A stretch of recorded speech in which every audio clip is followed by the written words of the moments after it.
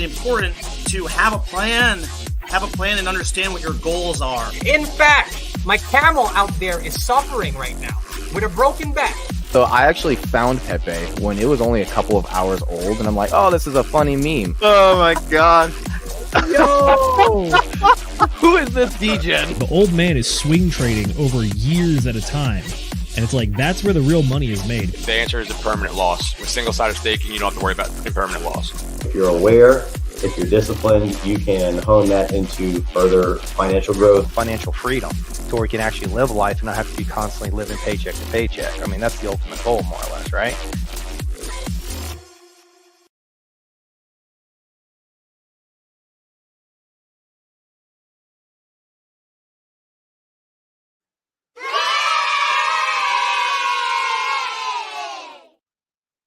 Ladies and gentlemen, boys and girls, crypto degenerates, ducks and squirrels, welcome to this here episode 56 of the Degen Roundtable, where we're going to be talking about what's been going on in the last week in the cryptocurrency sphere. My name is Will Stevenson. I'm going to be your host for tonight. We've also got Zenith as my co-host and our fantastic panel taking up the entire space over there. Brendan, the anonymous being on X, working through a rebrand currently and stuff. Gentlemen, what's new and exciting with you? And give yourself a quick introduction for the folks at home who might not know who you are. Starting with you, Zenith. Folks, welcome to the show. It is, you like that, don't you? Yeah, that's good. Folks, it's good to be back with y'all for a beautiful Sunday night. We are here to talk about a lot going on in the crypto space. We have some salacious, we have some salicious, and we even have some good news to bring to you folks tonight. We're talking about everything from rappers to the SEC, so we got a good spread going on. And yeah, we might even do some TA breakdown along the way. So if you have any tokens or coins that you want us to cover on the charts tonight, please put them in the chat.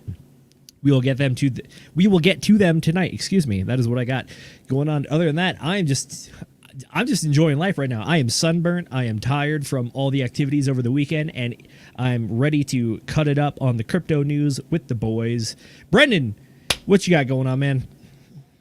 We got a fun, connival type of show tonight. We got a lot of news coming to the people out there.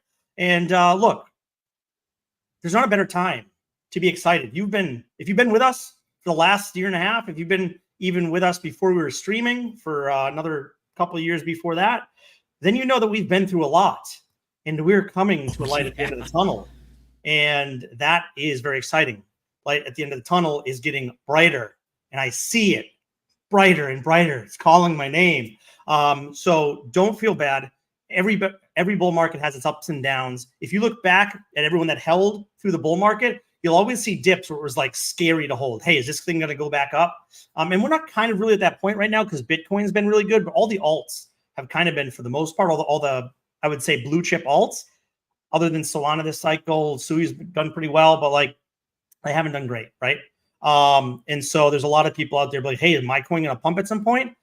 Look, we don't know the future, but I just say there's a good chance that a lot of these coins are going to pump a lot in the next 6 months. And if you've been here for 3.5 years in a bear market, then you are very close to the end of the tunnel.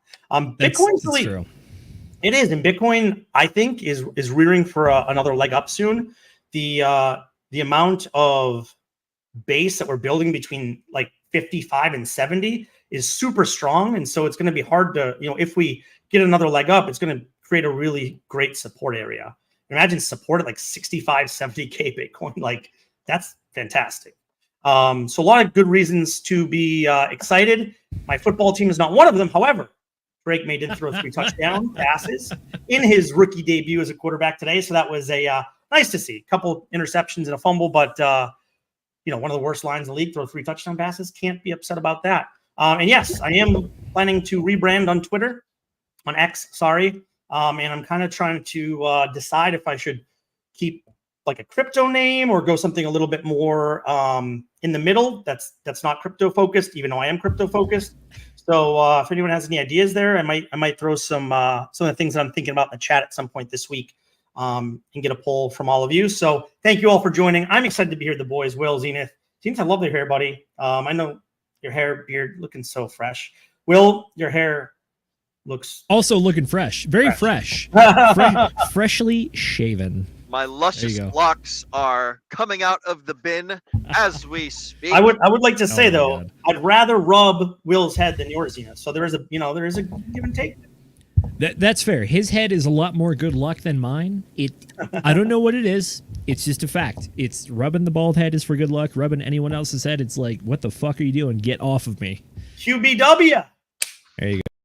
There you Quarter go. Black Will, baby. I'm in the house. There All it right. is. There it is. So, speaking of in the house, we've got a whole bunch of folks in the chats that are in the house. So, I'm playing producer and host tonight. So, I'm going to go ahead and pull up some of the best parts of the show, which is chat shoutouts, where we entertain ourselves and we entertain you guys and read out your comments and everything. So, starting off today, we have Chat shoutouts is we are entertained. We are entertained by all these good folks in the audience that tune in to hang out with us. And we are stoked to have each and every one of them.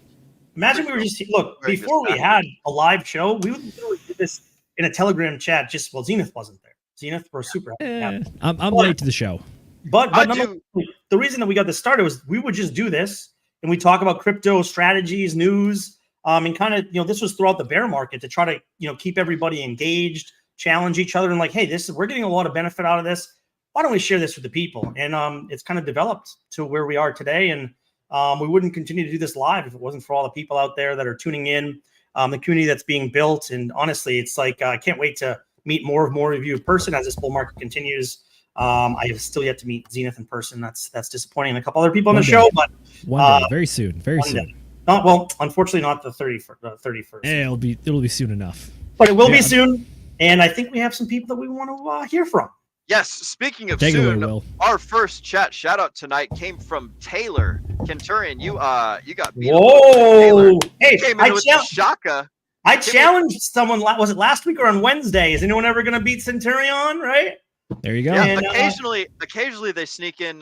They sneak in before Kenturian. So Every once in a while. Taylor came in at 2:55 p.m. Central Time, and Kenturian came in at 3:49 p.m. Central Time. But you know what? Kenturian is still the looks most like consistent. Taylor beat you to the punch this time. So Taylor, you get the bragging rights this time around. But Kenturian still has quite a bit of weight in that first place spot. So you're gonna have to up your game, you guys, if you want to maintain that first chat of the day. So we got Kenturian. Oh, so Taylor says the Shaka, by the way. Shaka, right on back to you, bro. Hang those 10. Go surfing. Have a good time. Kenturian rolls in and says, hey, Degen, wonderful day to be above ground. I agree. Just like those Chilean miners, we have emerged from the ground successfully. And and we are here to bring you nothing but good news and love and light as bro, that's a throwback. That is a throwback reference. Holy moly. Yep. Y'all remember that? They were down there for. That was 2010. Shit. I was gonna say like mid 2010s, but like, is it actually like just straight 2010? I think it was 2010. I think today is the anniversary of the day they got out. Nope. Dude, like that's 14 years old. ago. That's over a decade ago. Began on August 5th, 2010, in the Chilean copper mine in San Jose. Wow. And they were stuck till October or something. Why? Today, I think It was, holy shit, it was 13 October. Wow. I nailed it. Wow. It's my brother's birthday, so it like clicks. It clicks for me. That's so cool. I did not know that I was just gonna land on that day like out of That is nowhere. hilarious. They were stuck underground for 69 days. Nice. But yeah, good for them. It is a good day to be above ground though. And Right. Will, we should also just give a shout out to all the people affected by the hurricanes, all the ones that maybe lost loved ones or their lives or their houses or their possessions. Many years ago, I had a fire and lost everything, and I know what that's like. And if it wasn't for the outreach of the community and the local church and people coming to help us, it would have been so much more challenging. So if you have an opportunity to even give $20 or $50, to something that's going to help somebody, or if you know somebody that's affected, that's struggling, you send them $100 on Venmo. Believe me, that means a lot to them. And I just want to, my prayers are out to everybody that's affected by Milton and people that are still affected by Helene. I mean, there's a lot of it. And I also give a shout out to Elon Musk. He said that anyone that's in affected areas by either of the hurricanes will not have to pay for their satellite internet service through the rest of the year. So he's giving free Starlink through the end of December for all of those affected by the hurricane. So it's like all of Florida except for like Miami, and then like Georgia, parts of North Carolina, like a lot of areas. So I think that's a great thing that he did. Yeah, absolutely. He's doing a lot of good work over there. Kenturian brings up a question about that. We will get to that in a little bit, Kenturian. I have to actually do some research to be able to answer that accurately. But continuing on with chat shoutouts, and yes, a moment of silence for the folks that were affected by Milton and Helene. Is a great tragedy. But next up in chat shoutouts, we have our very own Moonmutt. Hey everyone, good to see you. Good to see you too, Mr. Moonmutt. Welcome to the stream. Glad to have you. Oh, and a reminder for all the folks at home, as the great Taylor Swift would say, make sure that you guys like that smash button.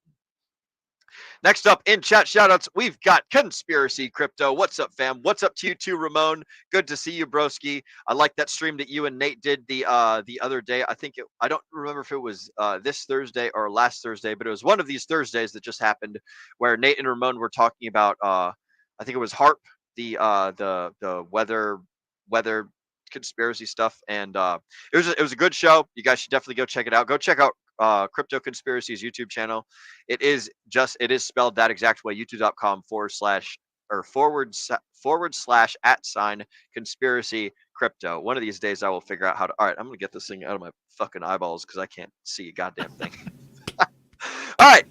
So yes, shout out to Ramon, shout out to Conspiracy Crypto. Next up, we've got Mr. Hexagon lost in Asia. Well, the Hex day just ended. You are correct, good sir. I had a Hex stake come out today.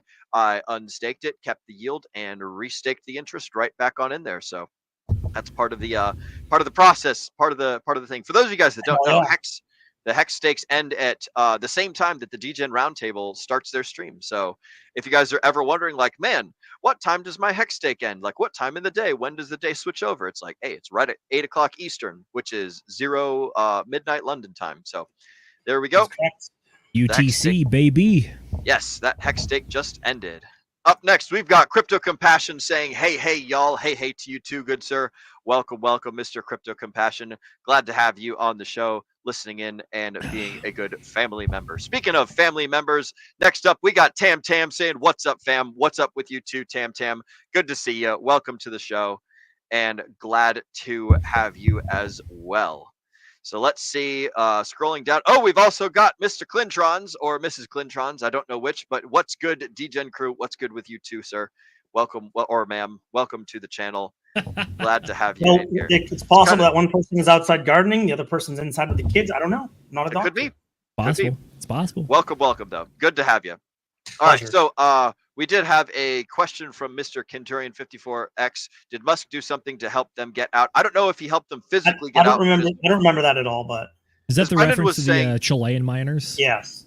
Oh. I know there were a bunch of engineers. There are a lot of people working on it. So, I mean, Elon Musk could have been one of the people, but like, yeah, perhaps. I know they ended up having to drill down and then like send the capsule down to like drag them out one by one. But I don't remember.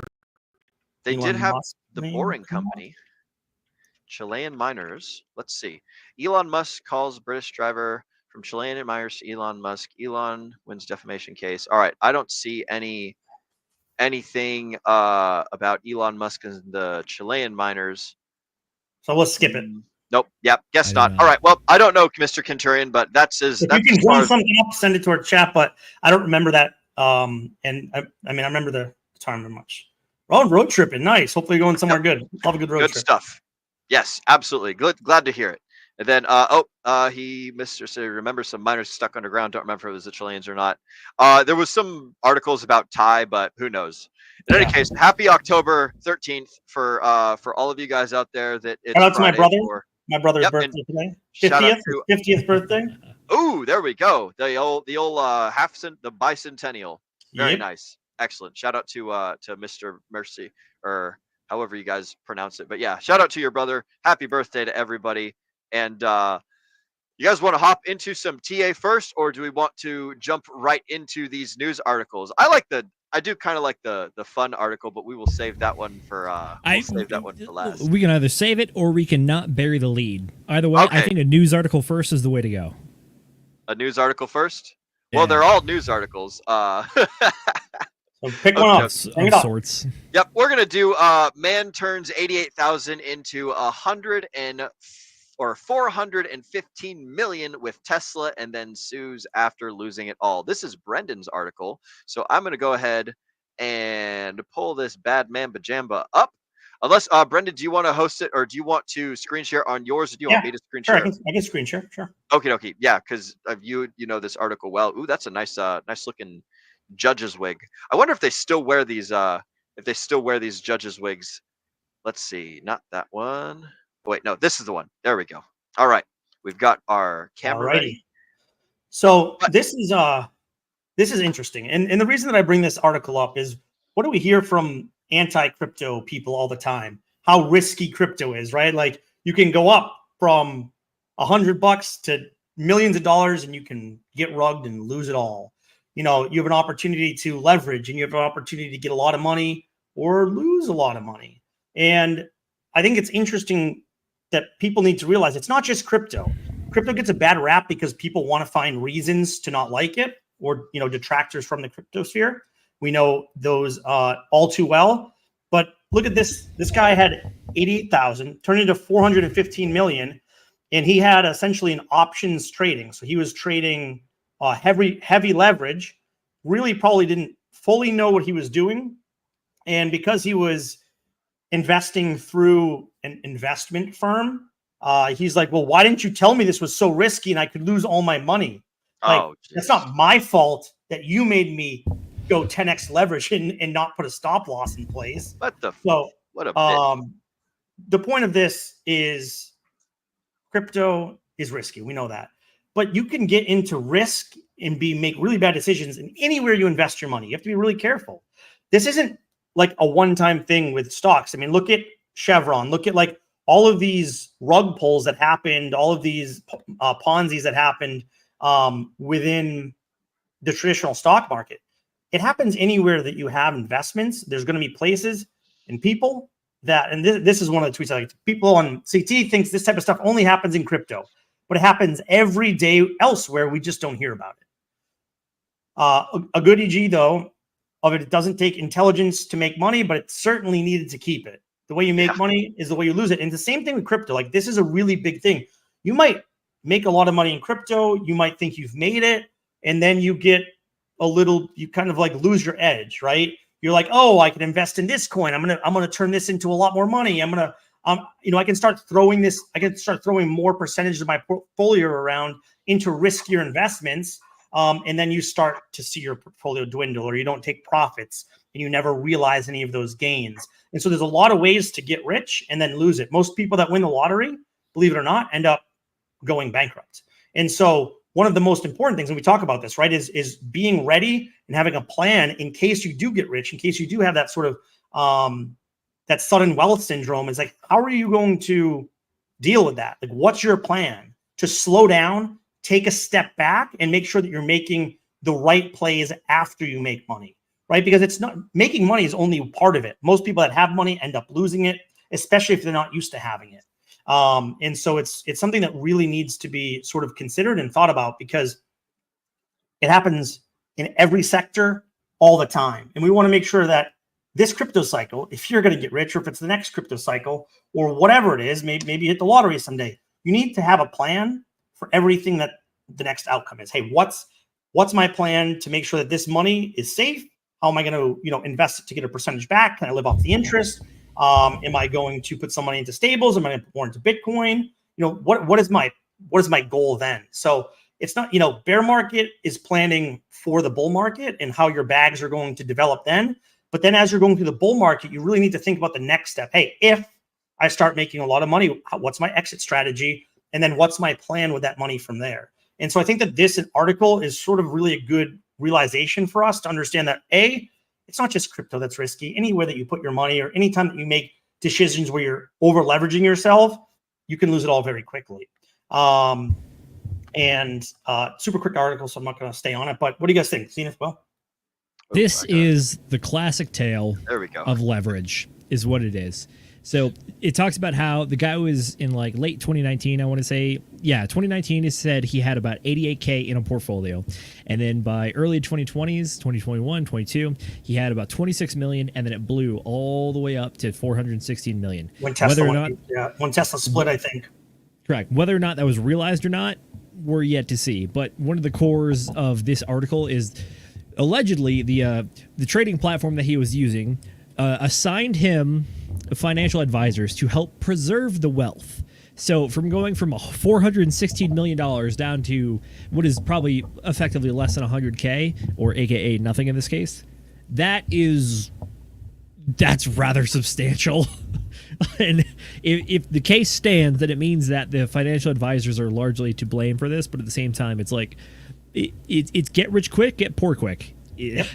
It's leverage. If you keep trading leverage, eventually you're going to lose. You pay for the privilege of creating the contracts or purchasing the contracts, and at the end of the day, if the price doesn't move the direction you think, you're either out the money that you used to purchase the contract, or you actually owe money as regards to the actual contract itself if you were issuing them yourselves. And that's what happened. He started to owe, and he had to sell off assets to pay back the debts.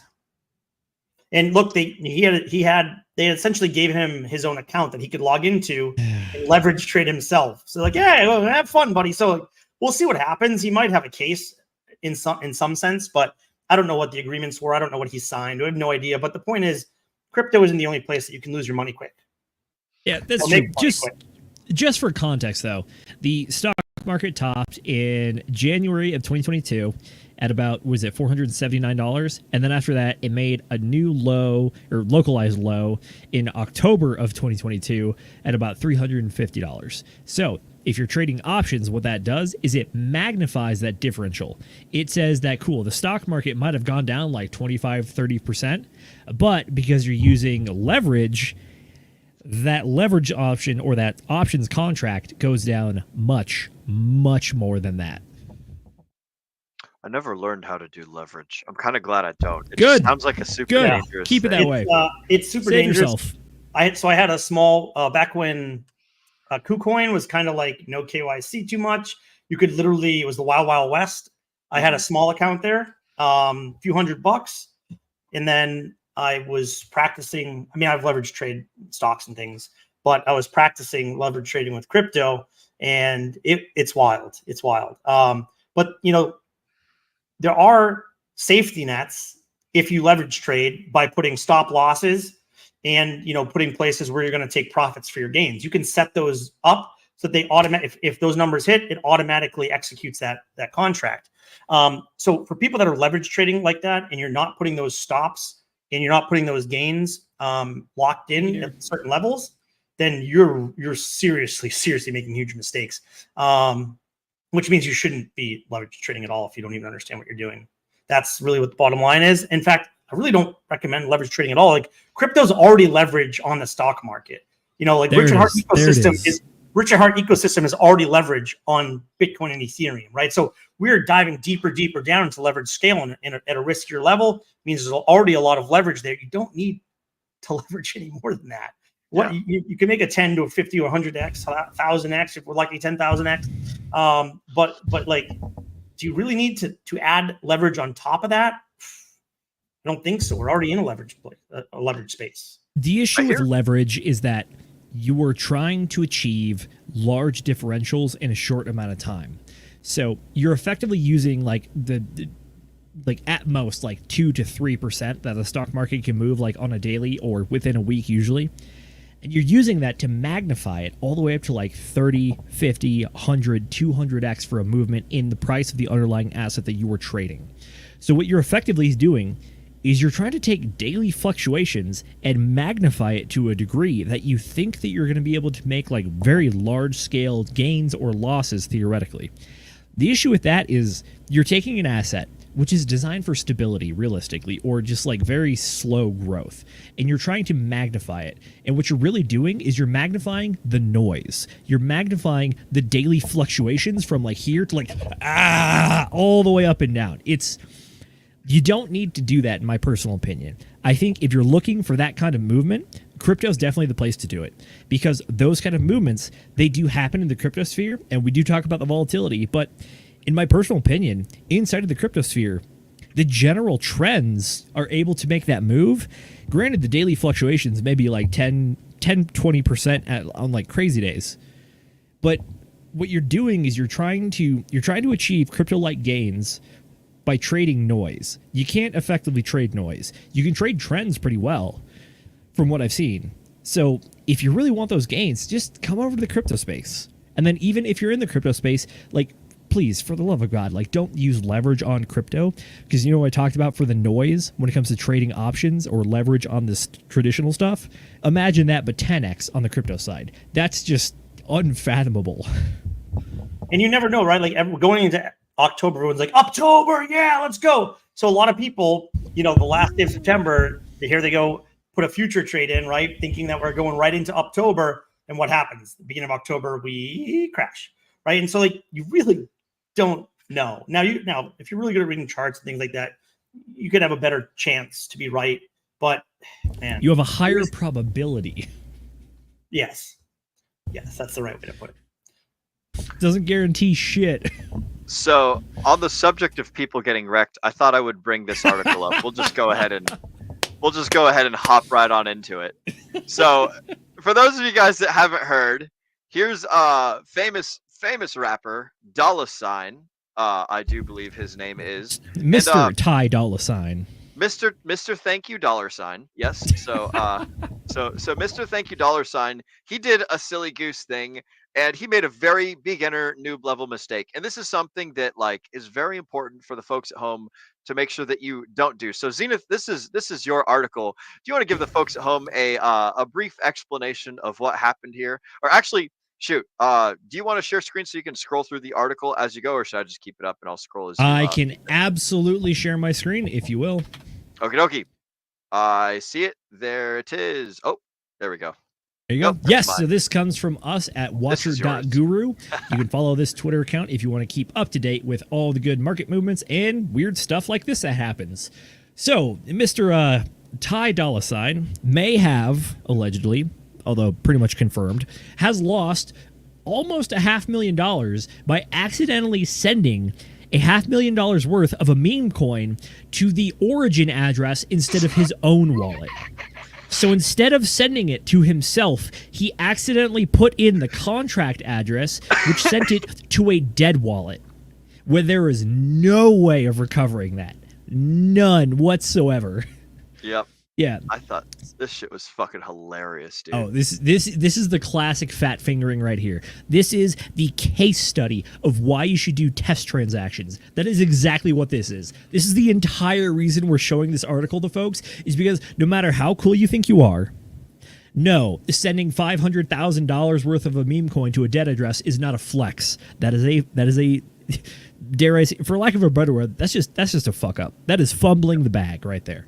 So, here we go. We got U.S. songwriter and rapper TY Dolla Sign made a grand entry into the world of cryptocurrencies for all the wrong reasons. His first inroads into meme coins hit a dead end as he loses close to $500,000 for a costly mistake. The wallet address, the mistake was transferring his coins to the token's contract address instead of his cryptocurrency wallet address. Oh, yeah. Oh, yeah. So, the meme coin in question here is Sundog. So here's how the ordeal went down. Rapper TY Dolla Sign purchased 1.66 million tokens of the meme coin Sundog. He purchased Sundog tokens for $499,780, accumulated the tokens. However, instead of moving the meme coins from his wallet address, he sent them to the contract address of the token itself, mistakenly sending it to the burn address. In other words, he sent the Sundog tokens to the burn address instead of his own wallet. Once the tokens are sent to the dead address and burned, there is no chance of retrieving it. The mistake was so costly that he ended up losing $409,000 through the ordeal. Oh yeah. Oh yeah. Here we even have some tweets. He says, "Yo, Sundog, I sent it to my TRX address and it ain't showing. Sir, did you really just burn your bag? You sent it to the contract address." There it is. There it is. Hey, this helps the rest of the token holders. Now it is that much more scarce. So Look, I wonder. I know we were talking with Sloth about like if you had like $100,000, $1 million, what would you do? And Sloth was like, "We're doing the biggest buy and burn with like USD, baby." But like, I'm sorry, Sloth. Ty Dolla Sign showed us all up here. He buy and burned $500,000 of tokens. Yep. I wonder how many. I wonder what that did to the meme coin. Did it skyrocket? What's the? Do we have? I'm gonna open up Deck Screener right now. Let's see. Sundog. Oh, this is too funny.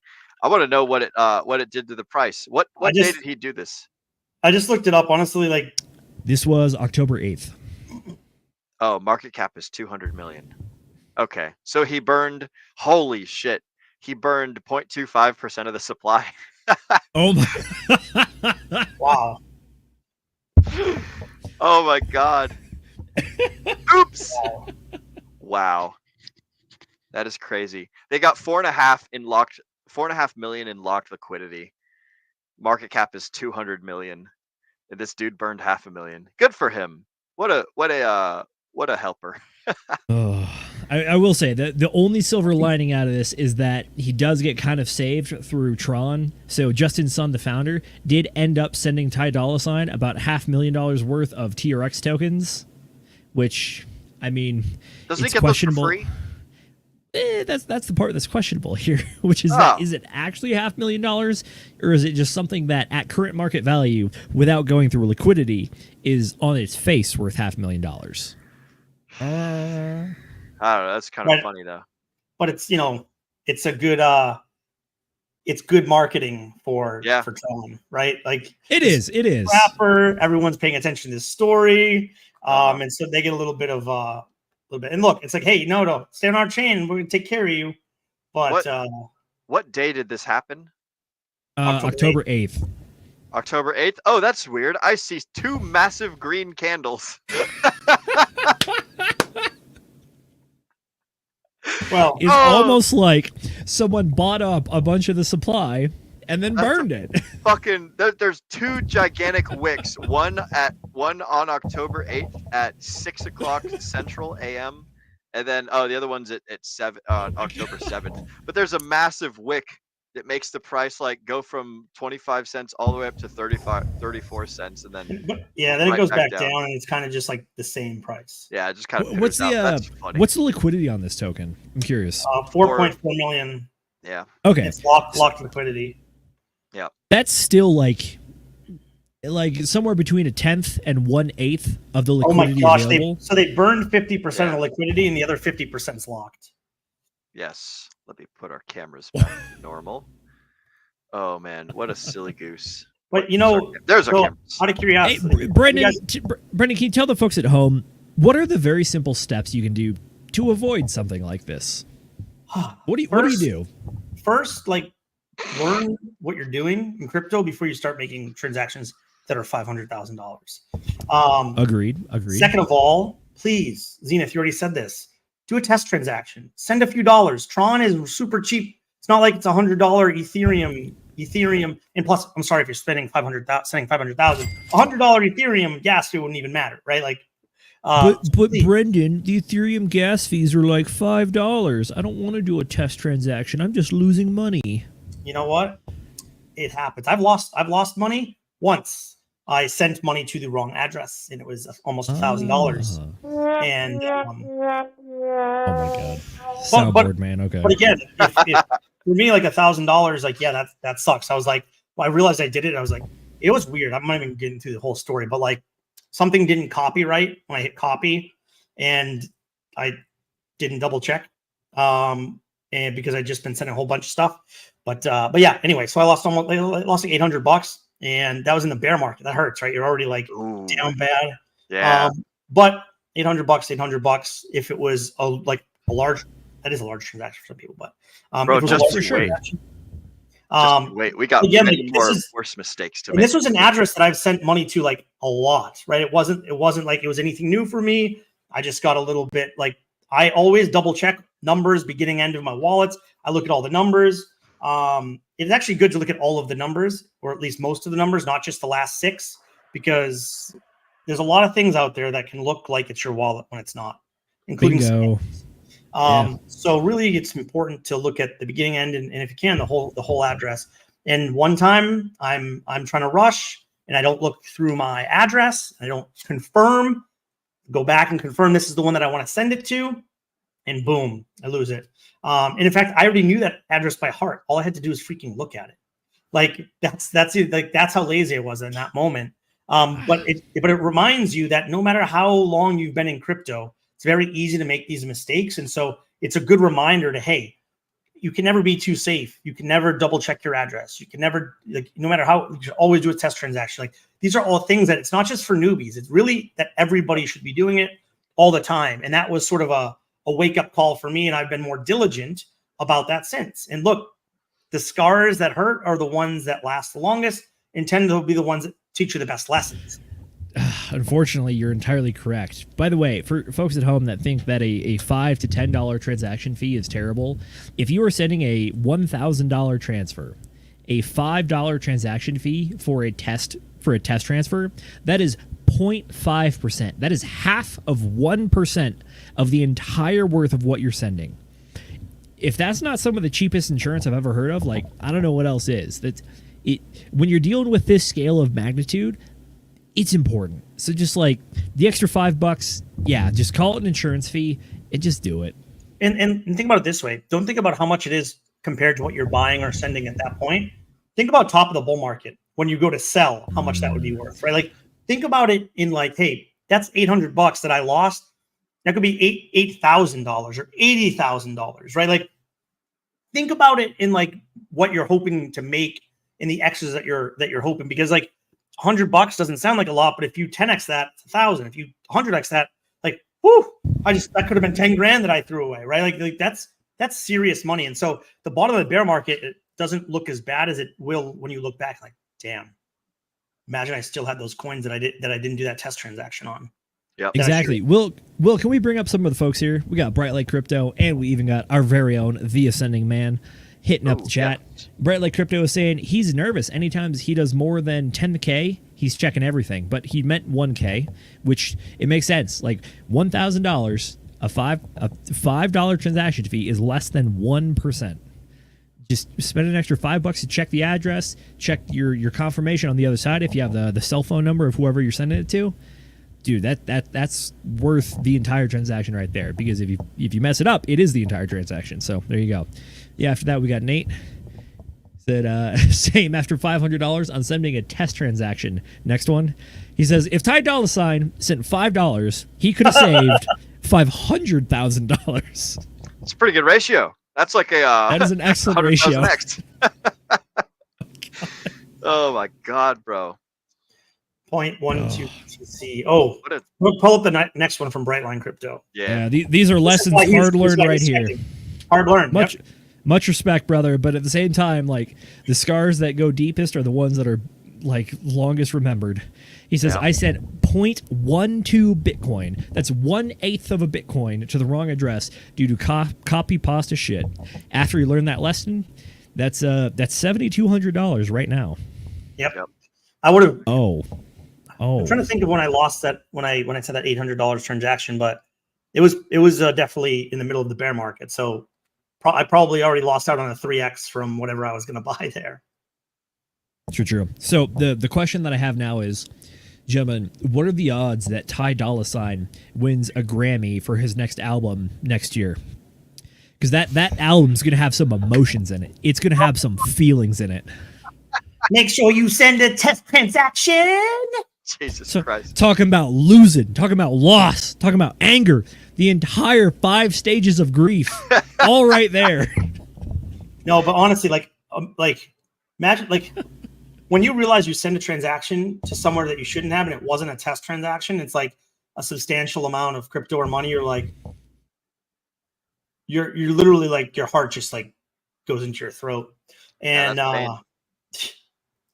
not fun, and we don't want that to happen. So this is a really good reminder that no matter how, and look, maybe TY Dolla doesn't know a lot of crypto, or maybe he's been in it a long time and just got just got excited. But Hey, I'm sorry. sometimes it happens. Sometimes it happens. 500K. Regardless, though, Ty Dolla sign. If you're listening to the stream right now, brother, we'd love to have you on. We'd love to teach you, get you squared up. We'll get you ready for this bull market, man. Come on, we'll record the album with you. It's gonna be a good time. Join our Telegram. Yeah, this one right here. Hit us up, Yes. brother. Here we go. We know that Ty Dolla listens to the show. We might as well, since we've been dwelling on chats a little bit, we're going to do another little round of chat shoutouts because there's been some folks that have snuck in up on us. First off, we've got Mr. Angry Twinkie. He's going to have to catch this on the replay. He's hoping that everyone has a good weekend. Shout out to you, Mr. Angry Twinkie. I believe that he'll be streaming soon at some point. So after you guys are done hanging out here, make sure you go check out what's going on over there with him on his taco and kimchi show. I believe that they do on Sundays. Bingo, Next yes, up- sir. I believe every Sunday we have Twinkie and Boogie, tacos and kimchi, and they alternate whose show it's on. I think tonight is on Boogie's show, so go check it out. They're on episode 23. Once we're Crypto done, we'll Madness. send over. Yeah, we'll send the boys over. Yes, absolutely. Next up, we've got Mr. Kenturian. Wouldn't it be cool to be taxed on unrealized gains? And I Hey, think the this is in government could have, relation. yeah, they could have squeezed some money out of Homeboy while he had that $415 million. You know, Wait. now he owes back taxes. Was this a mistake, or was this just tax loss harvesting? Ooh, if he tax loss harvests this, he's good for the rest of his life, basically. I mean, Hey, $500,000. That's a lot of money to save. You know? yeah, he could push forward that $3,000 loss every single year. So A-okay. That's excellent. Good to think about that, Kenturian. Oh, and by the way, there was a an update on the Elon Musk thing. It was a Thai soccer youth team trapped in a flooded I cave, remember that. and he sent in a submarine. So good for him good for Elon for doing that. stuff. I don't know why they were playing soccer in an underwater cave, but hey, whatever they got to do to get there. That some athletes like to run while wearing that breathing training mask thing. You know, some people just like to play soccer inside caves. So whatever works. We've got speaking of, so we already highlighted some of Bright Light Cryptos, but he hopped in to say, yo, Sundog, ouch. That's funny. We've also got Mr. Beyond All saying, I guess men token moons afterwards. Oh, moon token. Yeah, because sun token, now moon token. So that's kind of funny. Good to see you, Beyond All. Welcome. And then also, as you guys already know, Nate is joining the show. Shout out to Nate and Mrs. Producer. They are off gallivanting about the States right now, getting goals accomplished and doing excellent things. So good to have everyone in here. And let's go ahead and transition on into another article. So we've got the U.S. prosecutors criminally charged 4 companies with 14 individuals for crypto fraud. Zenith, would you mind pulling up that good old article on the old computer? See if you play.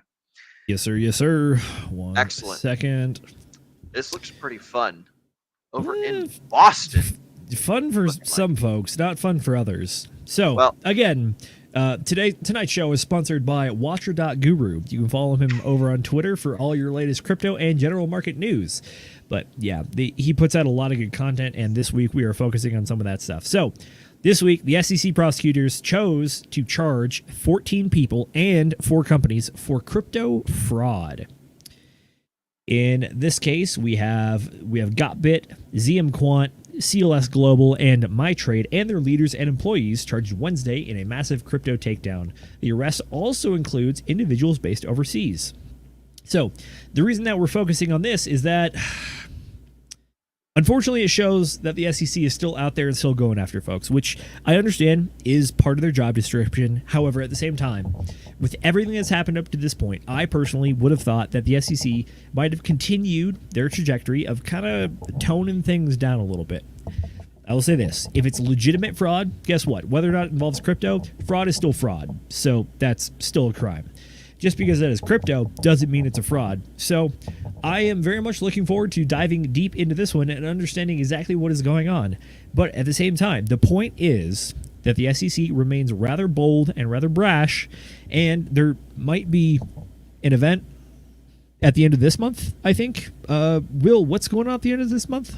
Hey, there's some stuff going on over in New York where a good friend of ours, or well, maybe not good, a good person who made some stuff has been served a Wells notice by the SEC, and they're gonna duke it out in court. The lawyers are gonna throw on the old boxing gloves, and they're gonna fisticuff it out in front of the judge, and there'll be like a referee, and there'll be hot dogs and popcorn and all sorts of things, and they're gonna duke it out and basically decide if the SEC is better than the Richard Hart legal team, or if the Richard Hart legal team is better than the SEC.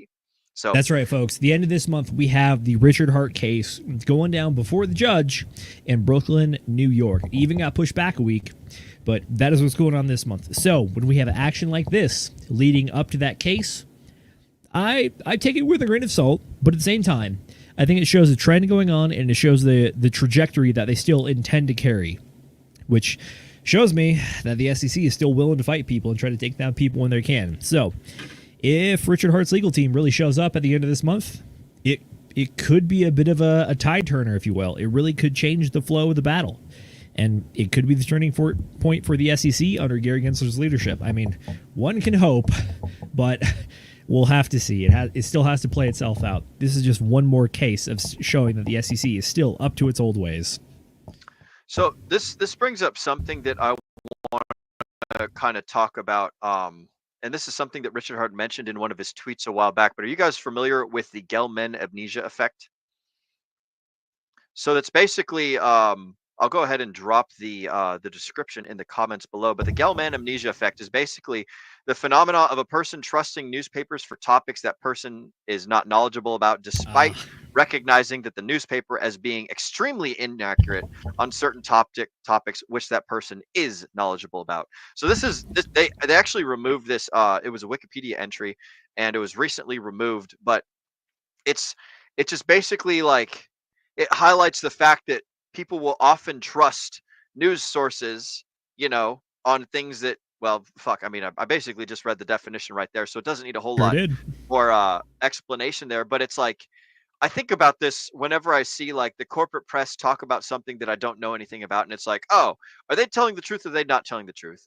Did these guys that like the SEC that they're putting charges against, or they're serving with Wells notices, or they're investigating and all that crap, like, are these dudes legit in trouble? Did they do an actual bad thing? Because like, I know that there's been lots of articles written about Richard Hart being sued by the SEC and all of the stuff having to do with that, and how much of a crap case it is. And so I just wonder, like, one is so Watcher Guru, as far as I'm aware, they're pretty good at reporting things, but there's no, I don't think that there's a judgmental tone in the articles writing style, like that states whether it's good or bad. They're just reporting facts that are happening.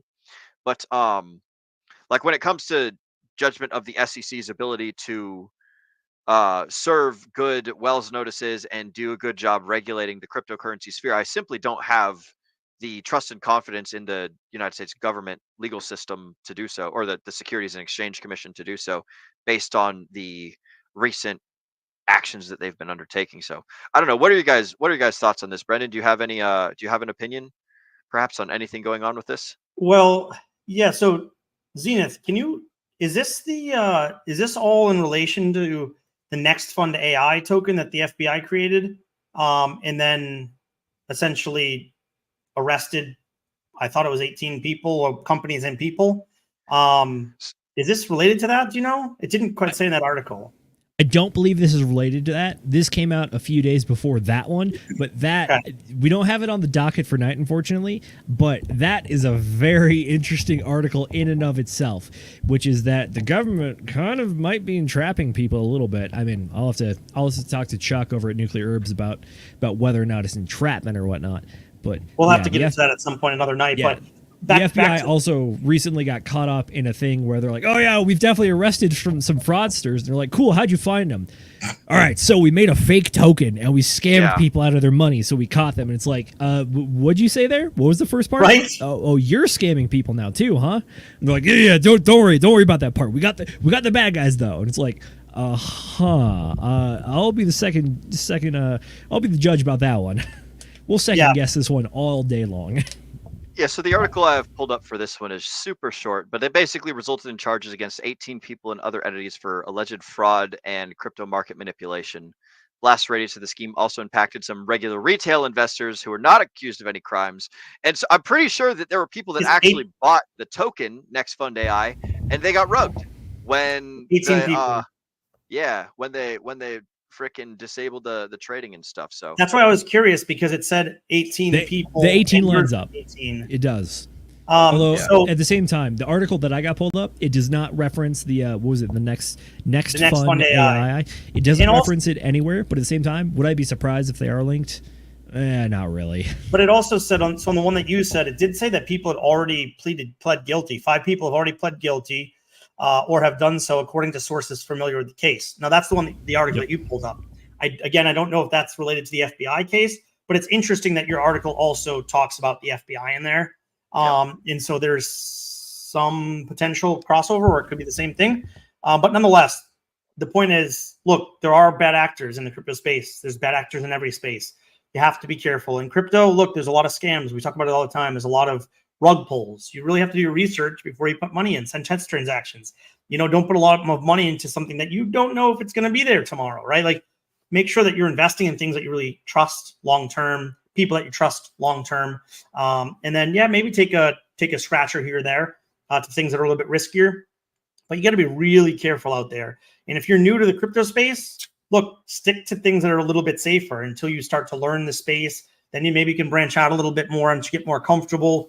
But it's super easy to get rugged. It's super easy to get scammed. And if you lose $50 or $100, sure, that's something. But if you put 50% or 100% of your portfolio there and you lose it, that's going to hurt. That's going to hurt. Yeah. And you're not be able to come back from that.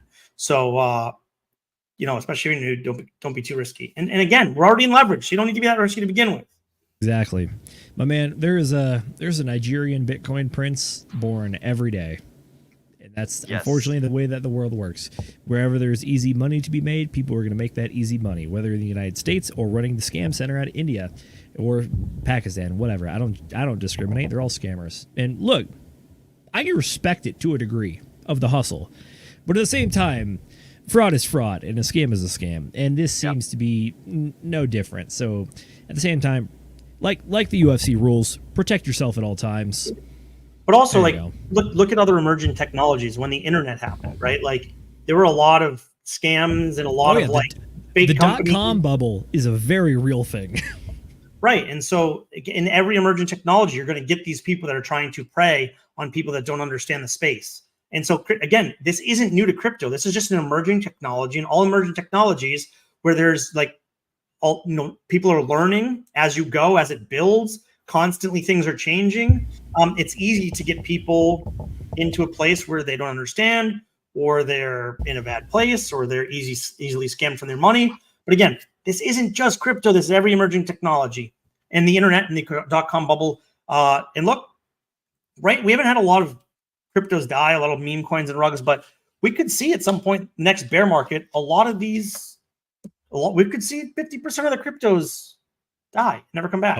Oh yeah. 70, 80, 90%. Like, at some point, we're going to have a bubble burst in the crypto space, and a lot of these projects are just going to be gone. So you really got to take a chance to decide which ones you think that you trust long term. I trust people that have track records. I trust people that aren't in it for the money because they don't need the money. I trust people that are smarter Richard Hart. Yeah, Richard Hart. Yeah. No, but but it's a good point, right? Richard Hart doesn't need the money. He hasn't ever touched the OA wallets, right? From Hex, things like that, and sold a thing. Unlike every other founder out there, he really tries to make the world a better place. Wrote a book, gave it away for free. He's done a lot of good philanthropy out there for people to try to make them money, and try to make the world a better place from a standpoint of freedom of speech. From just freedoms in general, freedom of movement, et cetera, et cetera. So that's a person that I can put my trust in, because he doesn't need my money. Even for the folks that don't like the idea of putting trust in an individual, it's not the fact that you trust this person to do what you believe is best. But how about this? Do you want to bet on this person in the sports game of their life and the legal / crypto system / the markets in general? If that's the case, then figure out who's the underdog, figure out who's the favorite. I don't want to say it too much, but I think Richard Hart's the favorite on this one, which is the man has created good crypto products in the past. The arguments seem legit, and the track record of the SEC seems like it's only going downwards. Therefore, in my money, I'd at least give the house edge to Richard Hart. That's what I'm saying. You know what? I think the more information that comes out on the case, the more likely it is that we might not even go to trial. Oh yeah. Oh, for sure. I would be surprised if this actually goes to trial. So this hearing is probably going to be the thing that creates the resolution from the judge, in my personal opinion here. What I think is going on here is the fact that we have a case and the SEC is trying to try it. They think that they have some sort of leverage or advantage. But if you actually go through and read the docs like Will and I did, at the end of the day, what seems to be very clear to me is that the SEC makes very broad, sweeping claims about this thing could potentially maybe be a securities contract because some people made money over here. But at the same time, it's a fraud because a lot of people lost money. And it's like, okay, you're going different directions on this one. And then meanwhile, the Richard Hart team is very pinpoint precision, scalpel level, like surgery takedown of the SEC's rebuttal. And it's that kind of thing that leads me to believe that, for a Suits quote here, the law is precise. And Richard Hart's team has been precise. The SEC has not. Yeah, the SEC just keeps suing more and more things. They just sued another company, Cumberland, for Algorand and Filecoin, some other dumb shit. But it's like, man, they're just fucking lawsuit happy over there. Did you say the SEC is suing Algorand? No, they sued Cumberland over Algorand, Solana, Polygon, Filecoin, and Cosmos. So like, oh Lord, because they're like, oh, these are securities, you know. I wish they would sue Algorand. And do you know why I wish that?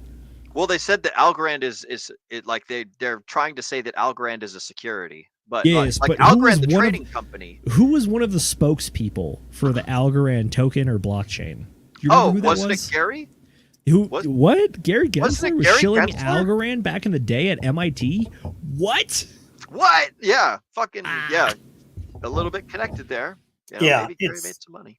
It's wild out there. And the other thing with Richard Hart is kind of back to that a little bit is even if he doesn't buy his own tokens, I'm not worried about him bugging, right? Like I'm not worried about him selling his tokens on my head. There's so many people that create coins, and you have to worry about, hey, who's going to be that big seller? Is this bigger? The biggest holder going to sell the most on me at some point?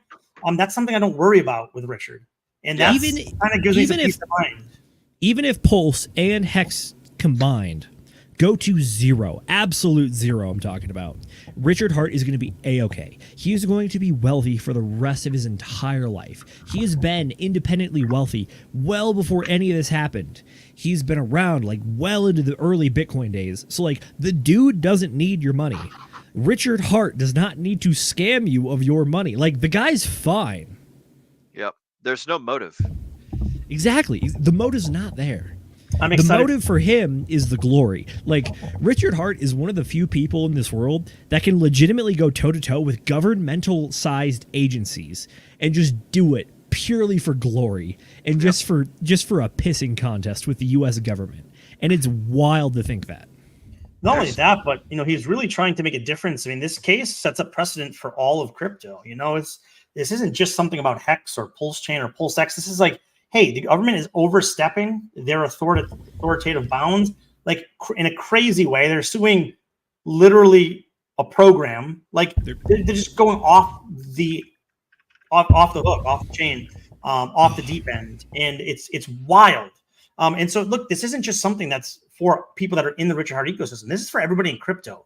And if people don't understand that, then there's a problem. And I think that people are going to start waking up to that and realize how much precedence that this case can set for all future potential cases in crypto space in general. So everybody should be rooting for Richard Hart, like him, hate him. That doesn't matter. He's fighting for you if you're in crypto space. Brendan, that is the most impactful statement of this entire thing, which is that if this ever becomes precedent, the arguments that have been laid out in front of the court are ones that will legitimately impact cryptocurrency and just generalized investment contracts forever. Because of the fact they're talking about jurisdiction, they're talking about what is fraud. What do disclaimers do? Can I give you a disclaimer, and does that alleviate me of all my responsibility? Do I have to give you a disclaimer? And then even on top of that, they are making First Amendment arguments, not just for Richard Hart, but for all the people that use the product. these arguments, should they ever become precedent, have the ability to really like change the landscape entirely and create very clear, concrete rules about what is and is not allowed.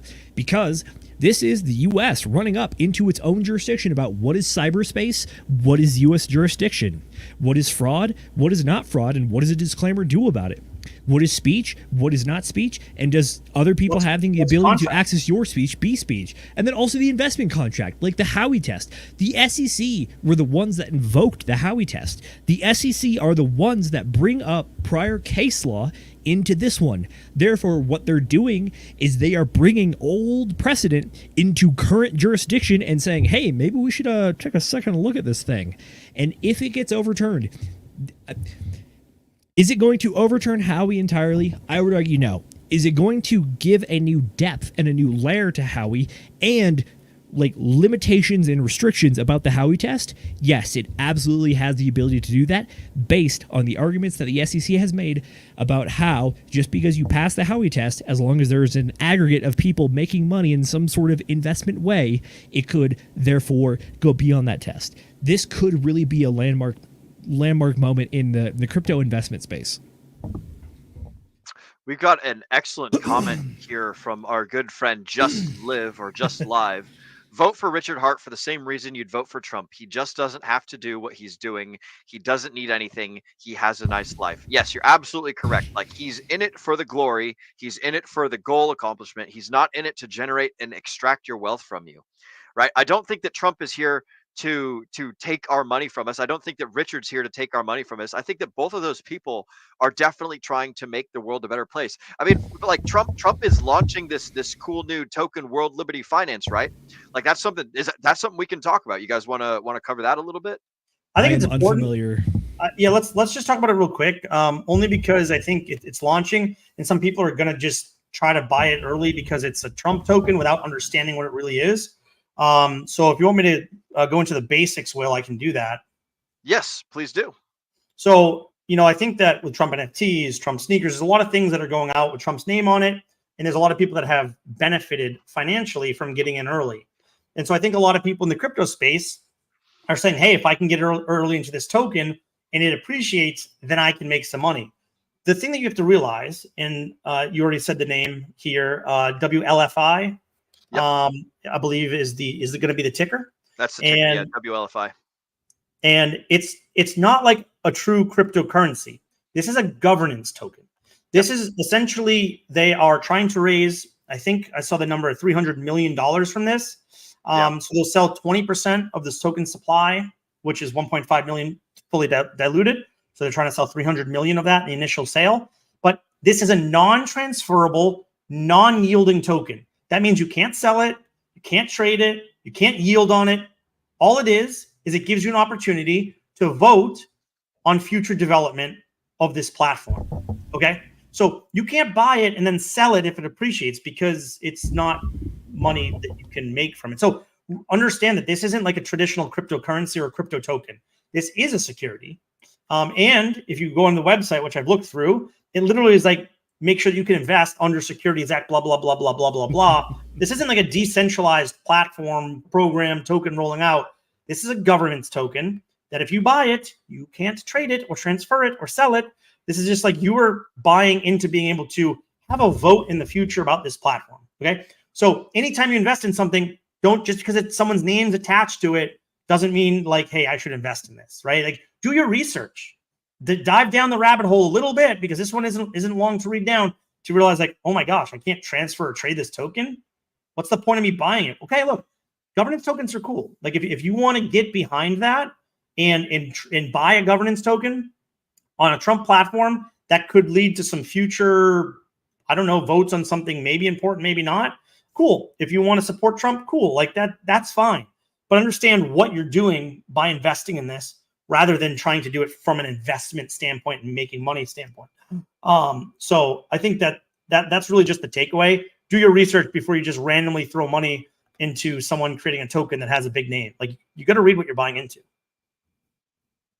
There's definitely, there's definitely a lot of cool things that could happen as a result of this. I do like the idea of a token Definitely. that is strictly like use case, no financial like ability to it. So it's a nifty new tool. Well, it's probably not new, right? There's probably other things that are very similar to this. But I like the concept. I don't think I'll be buying it, but like I like that he's making it, and I like that there's new grounds being made. And one of the things that was in Trump's tweet when he announced that it's happening is it's like it's part of the process of trying to make America the world cryptocurrency capital, which I think would be fucking fantastic if that's something that the United States can try and focus on doing. Like if we're able to get that sorted and like beat out Dubai and beat out Portugal, beat out El Salvador as being the world's cryptocurrency capital, like the United States has been beating down the cryptosphere for far too long, and I think that a step in the other direction would be fucking phenomenal to say the least. So I'm not saying don't invest. I'm just saying know what you're investing in. This isn't like a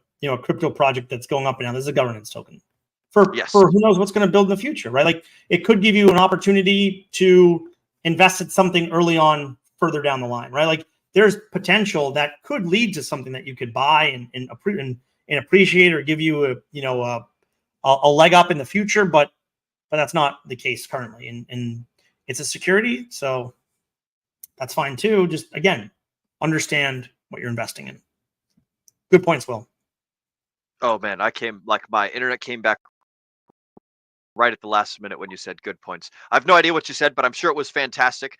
Zenith is out and about gallivanting. I want to do a quick little reading of these. I found some nifty headlines, and something something that I thought was interesting is Justin Sun being elected as the prime minister of a tiny little micronation in between Croatia and Serbia. It's like a couple miles, and it includes some fucking ships, and it's a couple little bits of land, but it's just like Lieberland micronation.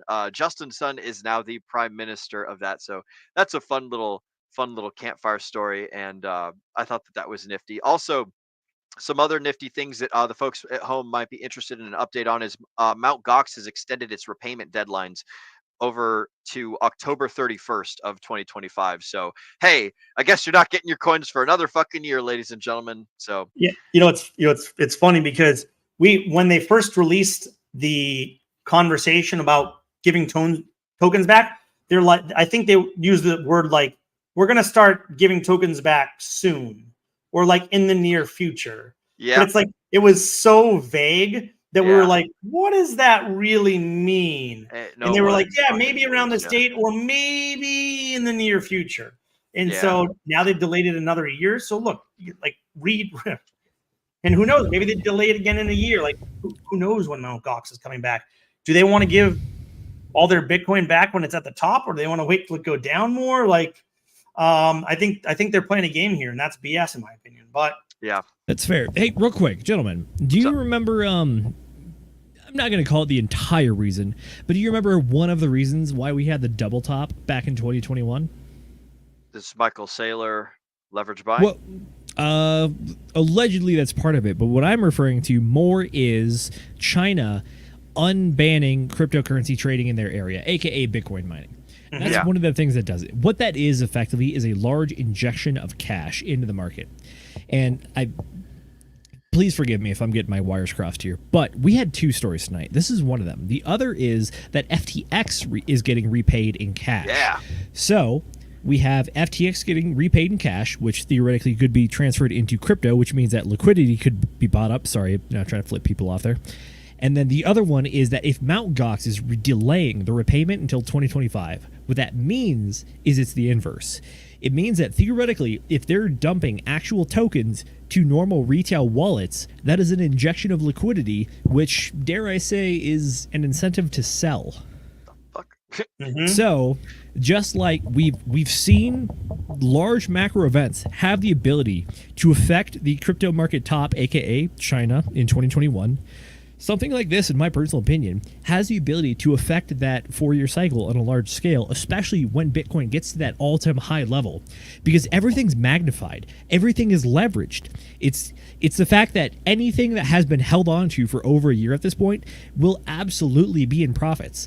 So it either means that people are getting paid back in tokens that are overvalued, or they're getting paid back exactly as they're valued, in which case the exchange is keeping some of it, or it could be that they're being paid back in some other way that incentivizes them to keep buying more or theoretically get out as quick as they can.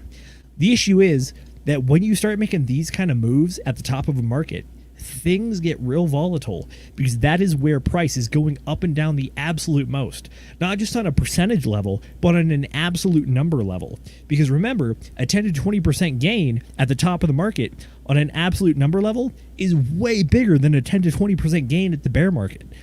The numbers are just larger. Yeah, and is it interesting that they said they're going to start repaying October 31st, 2025, maybe. But do you guys remember? What The could date? possibly be going on around that time? Let's see. Almost exactly 4 years from the last top of the cycle. Oh God, what operates on a 4-year cycle? Like, could anything do that? Could Bitcoin do that? What a bunch of weasels. Oh, No, but this could really push the top of Bitcoin. If all of those Mt. Gox people are going to be sellers, if Bitcoin's at its close to it, if Bitcoin's 200K, I'm sorry. If I got my Mt. Gox Bitcoin back, I'm selling that shit ASAP, right? Like, sorry, I'm not waiting for more appreciation at that point. Big facts. And so that is something that we really need to take into consideration moving through the bull market into next year. Now, look, if the bull market lasts till October next year, we're all doing phenomenal. Okay, like let's not mince our words. If we have another year That's true. of going up for a bull market, we're going to be doing real well. We're going to be doing real well. So I'm not going to even. But this actually could be helpful that Mt. Gox is pushing this back. This could be really helpful to continue to elongate our bull market, because those people are going to want that price to be up as high as possible.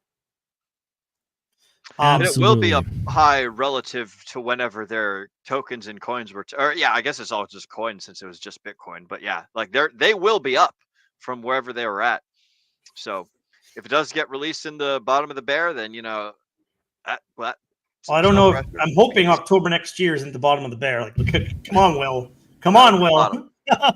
But who knows if they're going to actually start giving them back then, or they're just going to start delaying some more. Now, FTX is interesting because I don't know how much money from FTX is going back into the market. A lot of people sold their shares they sold what they were owed.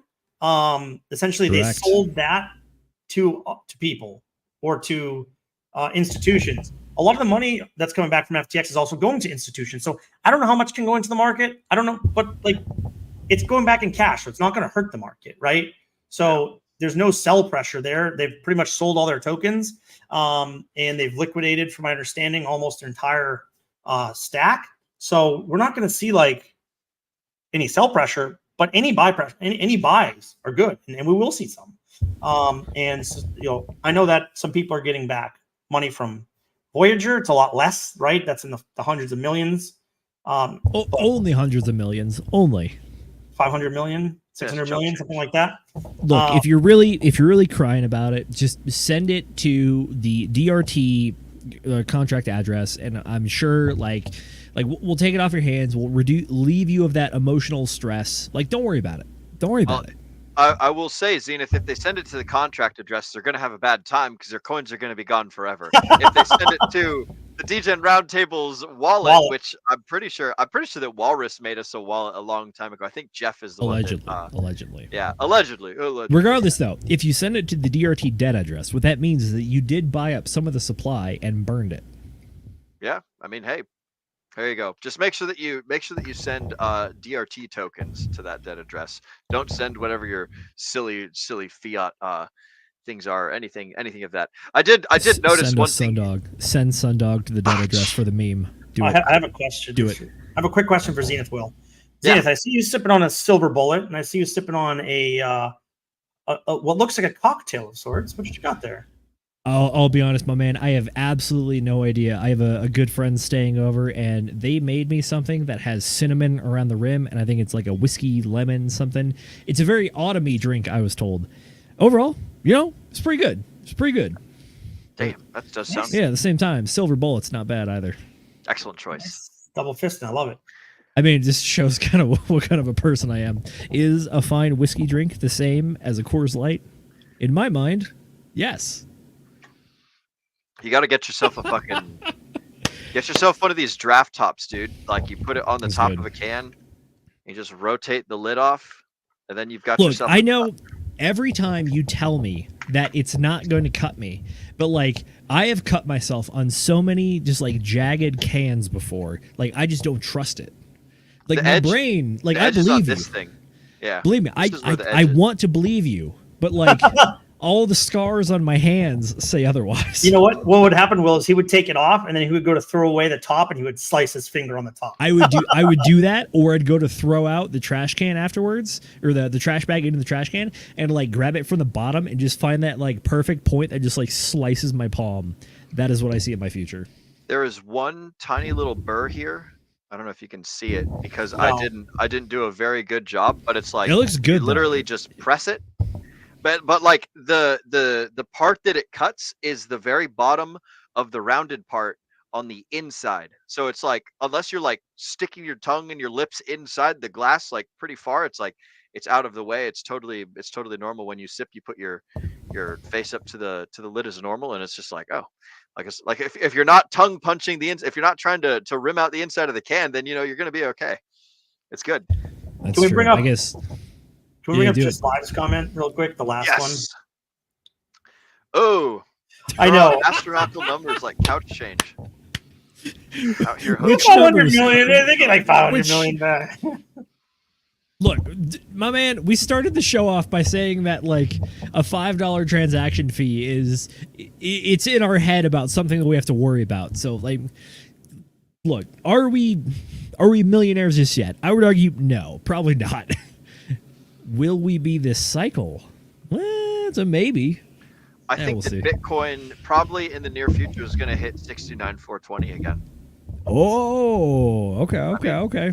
Wait, so here's the theory. I have heard that everyone is saying that Dogecoin is going to hit $1. Imagine this. What if Dogecoin hits 69 cents? And stays pegged at 69. 69.42. Which of I these have seems exactly more one plausible for the Dogecoin. meme coin? I mean, Bitcoin's a meme coin too. Sami made a very good argument about that. What Doesn't what hits really- a dollar? What hits a dollar first? Doge or Hex? Ooh, Doge all day. It's only Unfortunately, 10x away, right? Doge is Yeah, going to hit correct. $1 for Hex. look, it pains me to say it, but like Yeah, but how much, that is actually how I read the market going on right now. what's on the bid and what's on the offer for the two? What's the difference and what's the growth necessitated to make that change? It would be a 10x, essentially be a 10x for Doge. It's around 11 cents or so. Sure. What I'm asking is like how many people are in versus how many people would need to join, because like to get Bitcoin to 10x, you would need a fuck ton of people. That's Right. actually that's actually a pretty good question. What is the That's number why- of active wallets that hold Dogecoin versus the number of active wallets that hold Hex? I would be very curious to see that number. I mean, I think unfortunately the answer is that probably more people hold Doge, but Oh, I would sure. also argue it's probably not like a super consequential number in that wallet, which is like there's probably more people, but it's probably people just making like scratcher bets, as opposed to I would guess that there are more people. No. There's probably more people that have scratcher bets in Doge than people just holding Hex, let alone like stakers or anything. But I would bet that like if you set the cutoff somewhere at like $1,000 or something of people who have staked more than $1,000 of Hex versus people that hold more than $1,000 of Doge, they might be somewhat similar. You know, I'm just trying saying. to find it. I know Doge is on Litecoin. It's on the. I'm Litecoin just trying to speak to the psychology of these tokens, which is that Dogecoin is a meme token. It really has zero liquidity. If anything, it actually acts as almost an incentive token for the Litecoin network, which is that I'm pretty sure if you, oh God, someone's going to correct me, and please do if you know. If you stake, it's either Litecoin or Dogecoin, you can get paid back in either one or the other. So No, Dogecoin it's is all- honestly one of the big drivers of the entire Litecoin network right now. Crazy. Yeah. No, it's It's all wild. So Litecoin is ran on proof of work, and Litecoin miners Yes. receive Doge for free. That's how that works. There we go. That's what it is. Yeah. Dogecoin. All right, I'm pulling it up on CoinGecko right now. The current market cap is 16 billion. Circulating supply is 140 million. I'm looking for number of holders, and I don't use CoinMarketCap very often, or CoinGecko, excuse me. Currently 11 cents. Man, all-time low is very low. All-time high is 73 cents. Yeah, so it's like it's down 84% from its all-time high. Fully diluted value. Yeah, that 73 cents was like early on where it just like shot up so fast. That's also an insane. Absolute wick. That is a I wick. made a lot of money when Doge did Crazy. I did not. that. Good time. Look, I know we started the episode off by talking about stop losses, but you know what the opposite of that is? It's Stop like it pretty much it's take profit limits effectively. It's if this reaches this level, just go ahead and sell a certain amount. We'll just take some profits. You don't even care if it keeps going, but as long as you cross this line, doesn't matter how far or how long, as long as you touch that line, we're selling. Yeah, take profit. You can do like a V3 sell wall to do that as like a way to chew through the order. Like depending on how large you are in the ecosystem, a V3 sell wall will either stop the price entirely, or they'll just blow right through it and you'll have exited the position if you withdraw your liquidity. Correct. I've not heard of this thing that you're talking. Is it essentially a limit order? I was gonna say like literally what we're talking about is just limit orders, but on the usual other side of what people think about. Yeah. Which is that instead of a buy limit order, you have a sell limit order. That's literally all it is. It's nothing mystical or fancy. Like it's pretty much I would argue it's probably technology that people have touched at some point. They just didn't click a single button to flip it the other way. Call me crazy, but I don't know. I'm sorry. I was just reading Justin's last explanation. Can you guys see some forecast of incentive token expansion? Isn't it 3 years or 36 million or something? Incentive is issued at 1 ink per second. So however many seconds there are is however many ink there are from the start point. So I don't know how many seconds are in a year. I'm going to Google that. But I think it gets released once per year, or it has the opportunity to be released once per year. It can be. It can be changed. I almost want to say it's on the daily. Is it on the daily? I can't remember. It's been a while. You've looked at. I remember there was a while ago. Will and I were trying to figure out like what is the actual supply curve of incentive token, because for a while there I just forget. We were under the impression that there was a halvening effect of some kind, but the reality of what it is a straight linear graph. It is straight up linear. It does not halve. It does not change. It does not grow. It does not shrink. It is just a straight line up and to the right.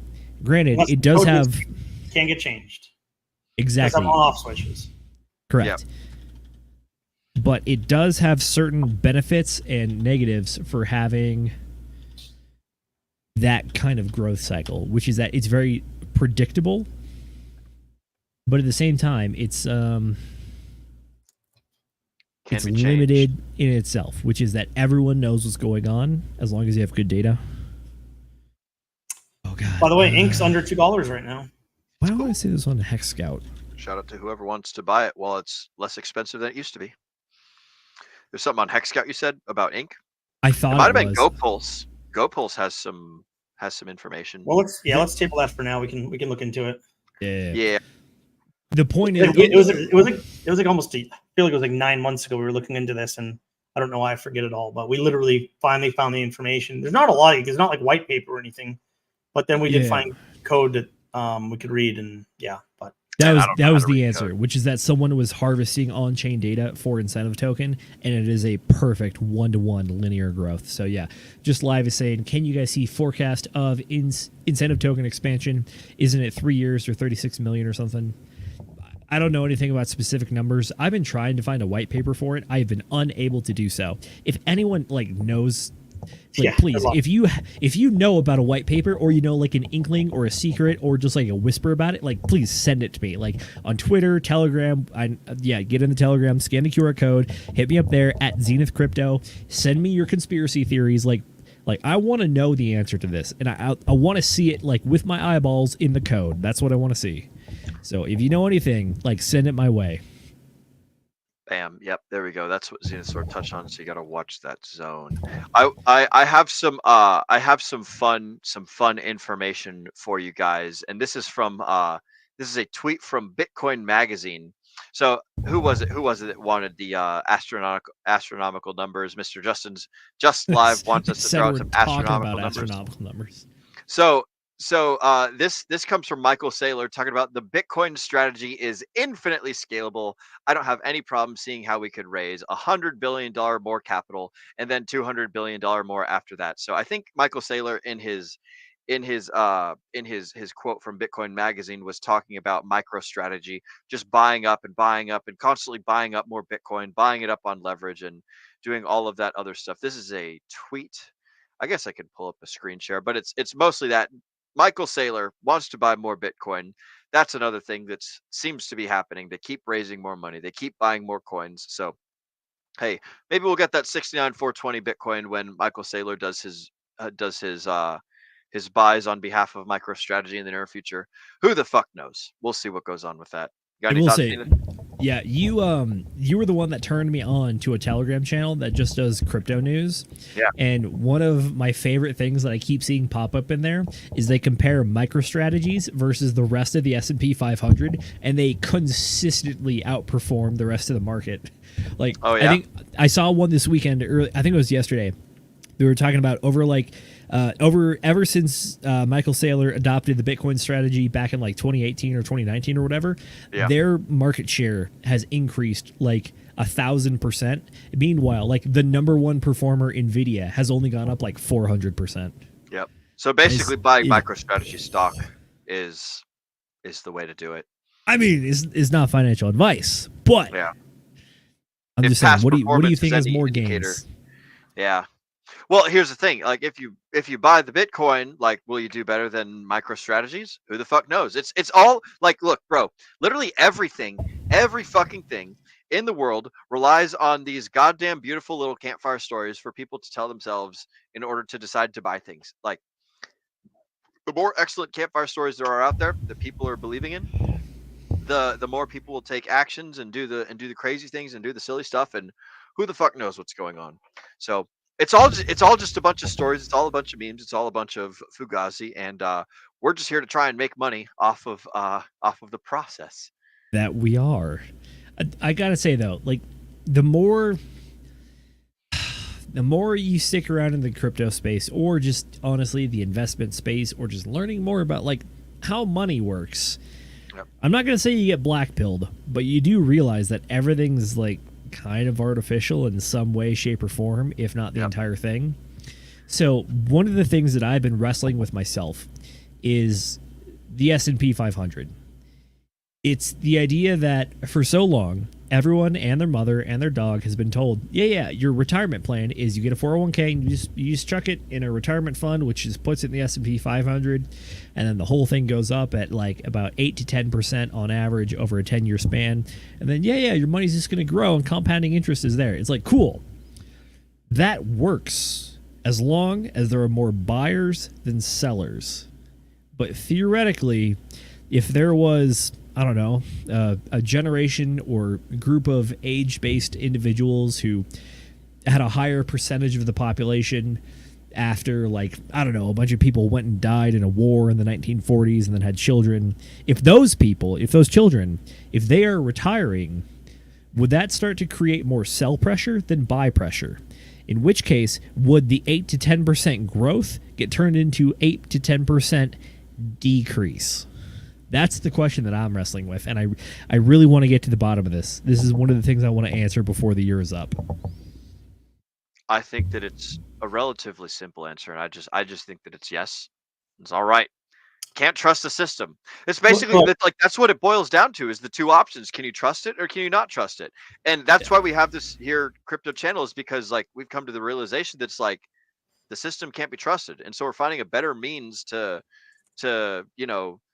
retain the wealth that we generate in the world, whether we're out there making sales, whether we're leading projects, whether we're building TV towers or killing bugs or and pests, or if we're like selling furniture and stuff. Like we're generating wealth, and we don't want to watch our wealth dissipate off into this fucking silly old system that was built for people that are living longer than they're supposed to, and is run by a bunch of incompetent nincompoops that don't care about anything, you know? So it's just like, I think the easy answer is yes.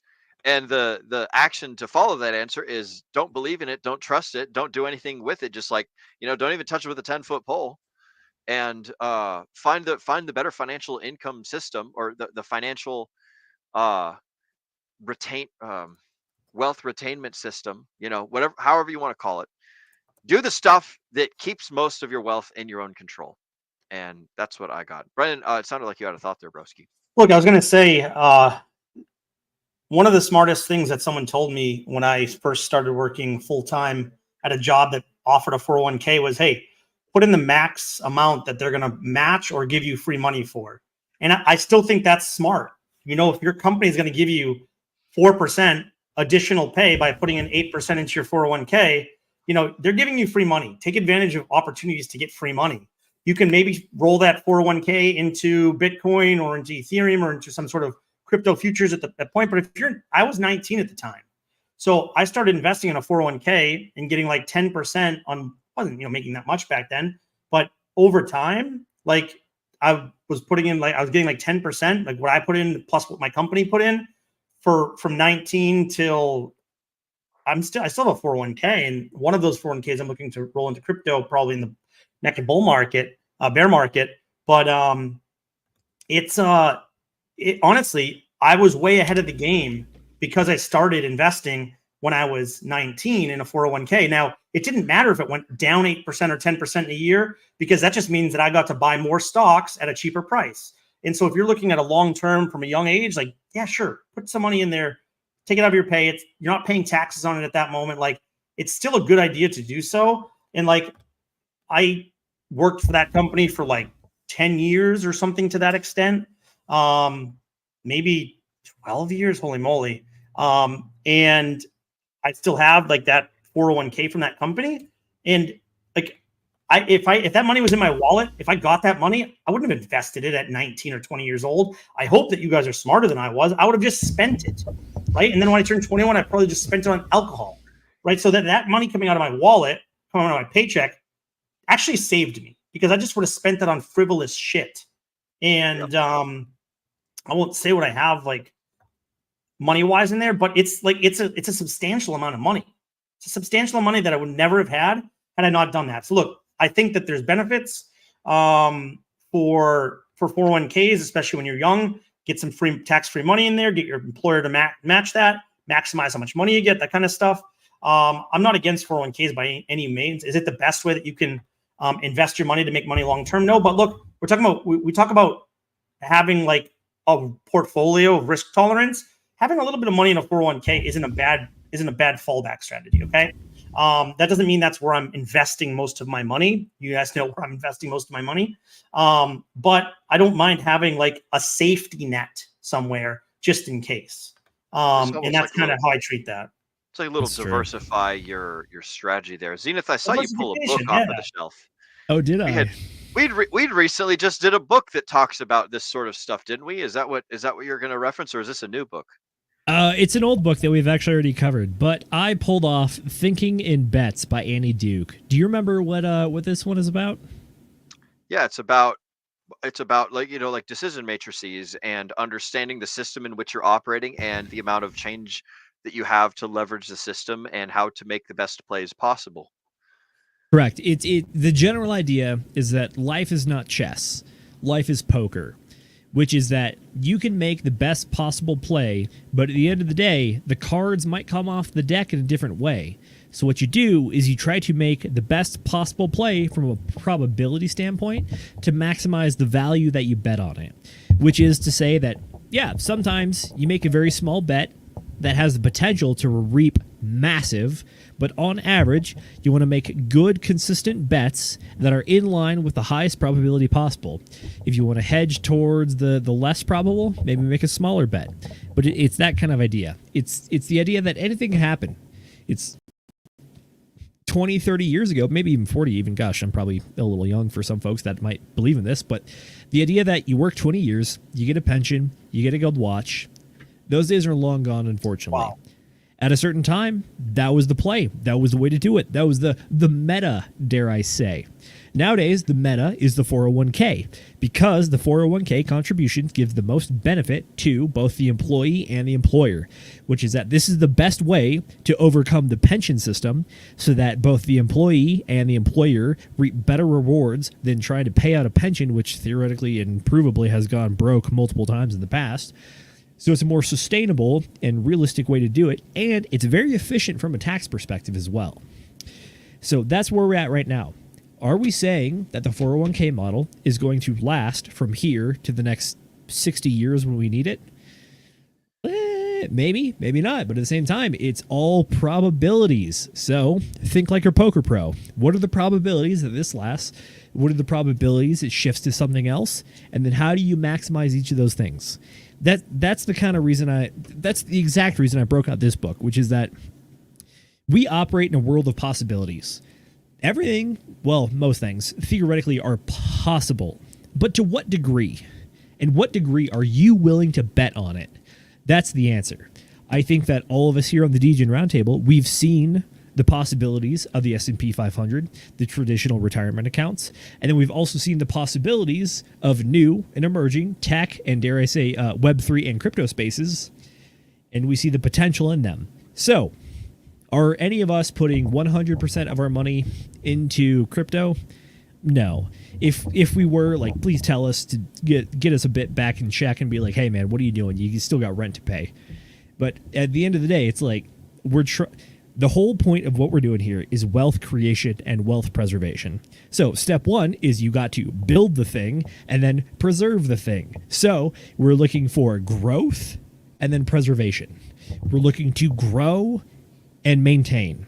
And I personally think that the crypto markets are a great place to do that, not just from a growth perspective, but also from the idea that the fundamentals counteract a lot of the downsides to the modern, not modern monetary theory, even though I think that is garbage, but modern monetary efforts, which is that fiat currencies, the way countries run things traditionally, it's that if you have the ability to print, you have no incentive not to.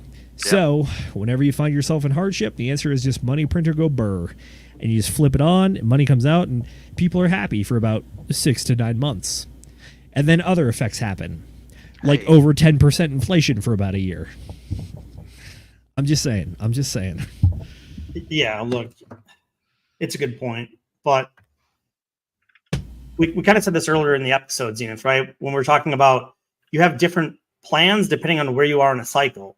And if you don't plan for if you do make money, if you do become a millionaire, like, what is your plan to keep that money? What is your plan to yield off that? What is your plan to not get wrecked by making a mistake and losing it all? Or if you get to 415 million and you leverage trade and you lose it all, like, we don't want you to see that. We want you to get rich. We want you to make money, but we want you to be able to be ready for a plan to have that. And again, look, money isn't going to make you happy if you're not okay with who you are personally, right? If you're not healthy mentally, if you aren't, in a good place, in my opinion, like spiritually, financially, mentally, physically, all of these things go together. And you need like a holistic approach to wealth improvement of your life. Wealth isn't just money. Wealth is like health. If you're healthy, there's a wealth standpoint there, right? Like, and health, mental, physical, spiritual, like those are things that are really important that you need if you have wealth financially, because it goes together. And there's a lot that you can read about that. There's a lot that you can look into that. But if you don't really get your whole life ready for this situation and expect it and be ready for it, then you're not going to know what to do with it. And you're probably going to throw it away and lose it at some point in the future. And again, look at how many people that are rich, famous, have so much money, and they just end up committing suicide, right? Like, money doesn't make them happy. You have to find, inside of you, like, what am I? Who am I? Like, what is my goal in life outside of just being rich? Because it's good to be financially independent. But what is still your goal? Do you have a goal for your life outside of just being rich and having money? A lot of people just want to go fish. Some people want to make Calcutta better and help the homeless. Some people want to build a monster truck car or something, right? Go ahead. But Will, like, if what you think it makes you happy and then you achieve that, you realize in some cases that I thought this was going to make me happy, fishing all day or buying a monster truck, and that happiness can be short-lived. And so you have to be ready for that. And you have to be ready to, like, again, still pivot what your plan is. Just how we talk about now, like being ready to pivot if you need to change like what your investment plans are or your crypto strategy is. You need to be ready if you get rich to be able to, hey, I need to potentially pivot what I thought was going to make me happy into a place where, hey, maybe I need to better this part of my life. And so like you have to have these thought process of, hey, I need a plan. I need multiple plans of action in case I do get rich. And if this plan doesn't work out for me, is this going to make, like again, it's just like your investment path. Like if Bitcoin tops out at 80K or 200K, like we have a different plan, right? Or 90K or 200K, we have a different plan. It's the same thing when you get rich. You have to have different plans to be able to potentially win when you're in that situation. I want to go like a little bit further into the philosophical route on this, and you bring up some excellent points, Brendan, and it's reminding me of like the idea of happiness and the idea of purpose and the idea of like, there's that whole quote that is like, it's not about the destination, it's about the journey. And like as much as it's like a trope and like an easy to regurgitate sentiment, it's really important to enjoy the process more though than try and like reach the destination. Because if you learn how to enjoy a process, you can make a process last. If you only enjoy the destination, it's like, all right, got it, and then what? Like learning to enjoy processes and finding like a purpose in doing things rather than in trying to accomplish whatever. Like the end goal is cool, right? But getting to the end goal, you have to enjoy the process as well. So like people have to find things that like offer longevity of satisfaction and contentment. Like there's like if you don't enjoy what you're doing when you wake up every day and you're doing all like we're all striving towards a goal, but if you don't enjoy each and every step on the way there and you're not feeling content and you're not feeling satisfied and you're not making like the progress and the feelings of elation and all like all the temporary stuff that keeps you going, keeps you motivated, right? Then like once you get to the process, then you have to basically do it all over again. So I would encourage people to find things that they enjoy doing for the sake of doing, and also like chasing a goal as a means to level up and to get to the next step. But like we really just need to find, once we solve the wealth problem, if we solve the wealth problem, there's still the time problem. Once we have the money and we have the power and we have the ability, there's still like, we still have 30,000 days of life in total. So however many days of life it takes you to solve your like, I don't have to worry about bread, I don't have to worry about shelter, I don't have to worry about water or like transportation, or like everything is set for life, then it's still like you still have time that you need to spend doing stuff. And if you're like, you can invest in like the Sens Foundation, like what Richard Hart is doing, where he's trying to get people to be able to create more time by being healthier and living longer, and like studying the whole telomere stuff and doing all the stuff with Aubrey de Grey and learning how to live longer. Like there's a very, very, very important thing that's going to come after like, God willing, we all become crazy wealthy from this bull cycle, and we all do a good job and we all play degenerately and we all win, right? Like we're still going to have to answer the question of like, what do we do with our time? How do we have fun? How do we make the world a better place? How do we live with like a sense of satisfaction? How do you find purpose? How do you find purpose? Exactly. Yep. It's like, and look, this is a little philosophical. This isn't like really what we get on, but like, no, obviously this is for me, good stuff. It is, and this is stuff that you need to think about. Like this is really important. Like when we talk about sudden wealth syndrome, if you don't think about this, if you don't have a plan, if you don't like really deeply process this information in this way of thinking, then you're going to be in a really hard place getting wealthy, and it's going to be a challenge for you. And look, this is why Zenith and Will do book club. And look, I read daily. I don't read as I read a little bit more. I read a little bit more religious books more commonly than financial books. I've read a fair amount of financial books in my life. Obviously, I'm a Christian. Anyone that knows me, that's a very important part of my life. And so that's something that gives me purpose. And that's something that, I'm looking forward to having more time to practice and help people and things to that extent. Yeah. But, you have to work. And look, it's similar in a relationship. If you want to look, we can have a debate if people believe in marriage or not. I personally do, because I'm getting married.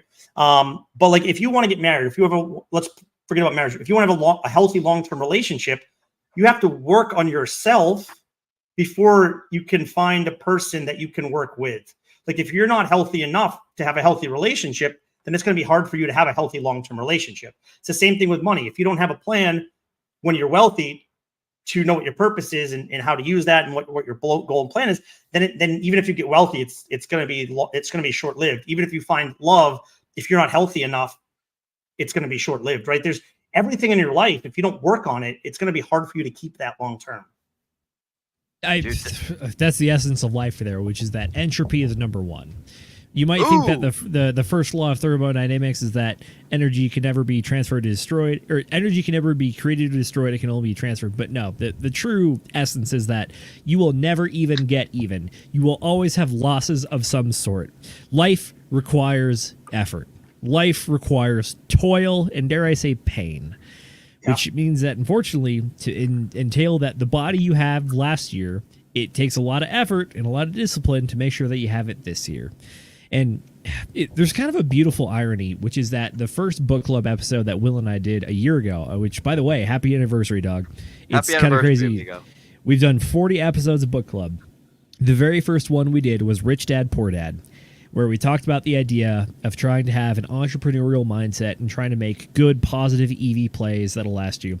And I hate to say it, but I kind of think that Rich Dad, Poor Dad is a little bit of retirement mentality. But like even some of the stuff we've been diving into lately, like Millionaire Fastlane was one, and then also Bachelor Pad Economics by Aaron Clary. They're two books that kind of have different premises, but also deviate differently from the other stuff we've read. Which is that instead of trying to live to 65 to get a retirement account and then have a nice 9 years of life afterwards where you enjoy yourself and then pass on a little bit to your next of kin if you have them, it's the idea of Millionaire Fastlane says, cool, having money's cool. Having money when you're in a walker or a wheelchair is not cool. So how do we get there quickly? Because getting rich quick is not the scam. Getting rich easy is the scam. So understand there's going to be work and sacrifice, but getting rich quick in one lump sum, that's typically actually how it goes. And then Aaron Clary, good old Cappy, he says that no, riches is not money or wealth or whatever. It's having the boys to play Halo 3 on the Xbox 360 that you pulled out of the attic.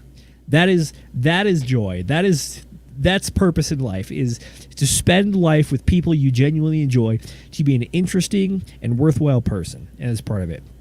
I also fully understand the religious aspect, and this is something I've been trying to scrap with myself through my religious readings and learnings, if you will, because I'm also a Christian guy, and it's the idea that God is not a gumball machine. It's not that I pray to God and I get X thing. It's more of, this is the logic of the universe, and I will try to live in best accordance with morality, which I have deemed from what appears to be the literal scripture of the Lord, written by his disciples and all the adjacents, to live a fulfilling life. And I mean, there's a lot of things that pull you in a lot of different directions, but at the end of the day, one of the words you guys said earlier is really the sum of it all, which is purpose. What is the purpose of your life? Will is... What was it, 30,000 days, Will? Is that how many days we have? Approximately 30,000 days? Yeah. 30,000 days, 30,000 days. Yeah, once you actually understand that your mortality is finite, like, spoiler alert, you're going to die one day. Yep. I'm going to die one day. Unfortunately, me and all the boys are all going to die one day. It sounds nebulous to think about, but once you can actually understand what the context of that looks like, which is that I am going to have a good body, realistically, until I'm like maybe 38, I hope. In which case, it's going to take a lot more preventative maintenance. I'm saying, like, I'm not in a wheelchair, but like the knees are cracking, the back needs a warm up before we play golf, like. There is intensive care that is required to maintain homeostasis. And then we're gonna hit 50. I'm gonna have to go buy the reading glasses at Walgreens. That's unfortunate, but it is what it is. Hold on, Zenith. Enough of this poppycock about being unhealthy. Have you heard of the TV show Lazy Town? It's for children. Yes, with that one absolute Giga Chad that is the actor who was like, these people don't do cool enough moves in CGI. I'm going to do it in real life. He started that show at 40 years old. That show ran for 16 years. Brother, we are number one. We are number one. Yep. What I'm saying That's a is reference that, like, you do not understand, is it? In 63 years, the Degen Roundtable is still going to be here talking about crypto. Dude, we're still going to be get here. off my lawn. We may pass this down to some new people within the roundtable, but hey, maybe we'll be here in 62 more years. Yep. I do believe so. I certainly hope so. Also, shout out to Fast Abdul. He is taking personal offense to my timeline here. Yes, nothing wrong with reading glasses. Hey, it's fair. He's the one that's launched projects, not us. So hats off to this man. Yep. What Actually, you got now, Zenith? I love that someone's just handing you drinks. This is like, I know. want this. Speaking of Fast Abdul, I'm pulling a him, and I actually have a talent off screen that's handing me drinks. This is when I get rich, that gives me purpose. I'm gonna have a bartender handing me drinks on stream. Well, the answer is you actually make friends with a lot of good people in your early years, and then you just come visit each other, and you do weird stuff like this all the time. It's a good time. Yes. This is wonderful. Yeah, this is in case you cannot tell, my friend is a fan of The Fall. This is the like Taste of Vampire or something. I think there's paprika in here. Is there Campari? No, probably just whiskey or vodka, because that's what I got in the shelf. I like it. Looks good. I like it. Yo, hey, speaking of things looking good, it's been a while since we've done some chat motherfucking shout outs. You guys opposed to doing some chat shout outs? Because that's what I'm thinking. Why would we Let's go. Let's go ahead and bring it on up. So first off, we're going to give a shout out to our good friend Gains by Casey, popping in to say, keep up the great content, bro. Catching the replay gang tomorrow. Hey, Casey, Monday, Casey, this is Sunday Will saying hello. Thank you for listening, and thank you for watching, and thank you for stopping in enough to drop a comment to let us know that you're going to be rocking and rolling. This is our good friend Games by Casey. Go get a workout in with him if you guys are ever up in the New York area. Absolutely. Super cool cat. The man is an absolute stud and the perfect example of someone who grinds for that dry powder in the bear market to make it in the bull market. He's the guy that does it. He's out there. He has all the testimonials. Yep. Like, he's the man. I don't know what to tell you. He is the man. Speaking of the man, we've also got another, ladies and gentlemen, good evening from a Mr. Funkmaster Hex. Funkmaster Hex, good evening to you too, sir. Glad to see you with us today. Raising that glass as always. The Julian of our Trailer Park Boys Degen Roundtable show. Excellent and outstanding to see you, amigo. After that, we've got Just Live. We've been shouting out quite a bit of Just Live's chats, but this is the one that I think spoke to us. The boy's been killing it. Yeah, vote for Richard Hart for the same reason you'd vote for Trump. He doesn't just have to do what he doesn't have to do what he's doing. He doesn't need anything, and he has a nice life. Yes, you're absolutely right. Just live. Like, homeboy's got it made. He's doing it because he wants to, not because he wants to take your money. He's not trying to this is more of a purpose chasing, which is what we were just talking about a little ago. Me, Brendan, and Zenith is like, figure out what your purpose is. Do the thing that you love, do the thing that means something to you. Once you get all this fantastic boatloads of money, and you can make the world a better place and not have to worry about like just working for the sake of money. And speaking of, we've got 40K coming in here. Shout out to 40K. He works 2 jobs because he likes money. I bet you do, sir. I certainly like money as well. Money makes us more of what we already are. So the more money we get, the more of ourselves we get to be. And it's very important that you develop yourself into being the person that you want to be before you get a ton of money. So that way, when you do, the money doesn't change you into some like terrible, horrible version. So shout out to you for working 2 jobs, going out there and grinding and sacrificing in order to gain up in the power level. You got something, Zenith? I was going to say shout out to 40K, even though I don't think the profile picture is anything Warhammer 40K related. But that's what my mind goes initially to. And I'll just say this, like, look, I already play the best 3 Chaos factions there are. I play Thousand Sons, I play Emperor Children, and I play Blood Angels. So those are the best 3 Chaos factions there are. Excellent. Shout out to anybody who understands that joke. Sorry. I recognize parts. Go ahead, Brendan. Sorry, Zenith. I played a lot of games. I haven't played that one. Understandable. It's okay. But no, Will, you're right. You have to know who you are. Like if you get rich really quickly, not only could you lose it, but you can lose yourself.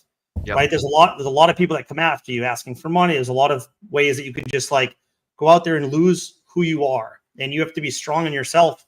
The stronger you are in yourself before you make money, the better off you'll be. And that's just what we're talking about, like finding that purpose, like bettering yourself, getting ready to have a plan. If this happens, or like not everyone's going to get rich. And not everybody, I want to say everyone's going to make it, but not everyone's going to make it, because even if you make it, you might lose it. And you got to be ready for every opportunity. Anyway, continue. I'm gonna say everyone's gonna make it, because I sure as fuck hope everyone is. I know We're in all my gonna mind make that it. it's not gonna happen, but like I'm gonna spin these positive campfire stories, and everyone watching on this Degen Roundtable, you guys are the best set for making it as there could be.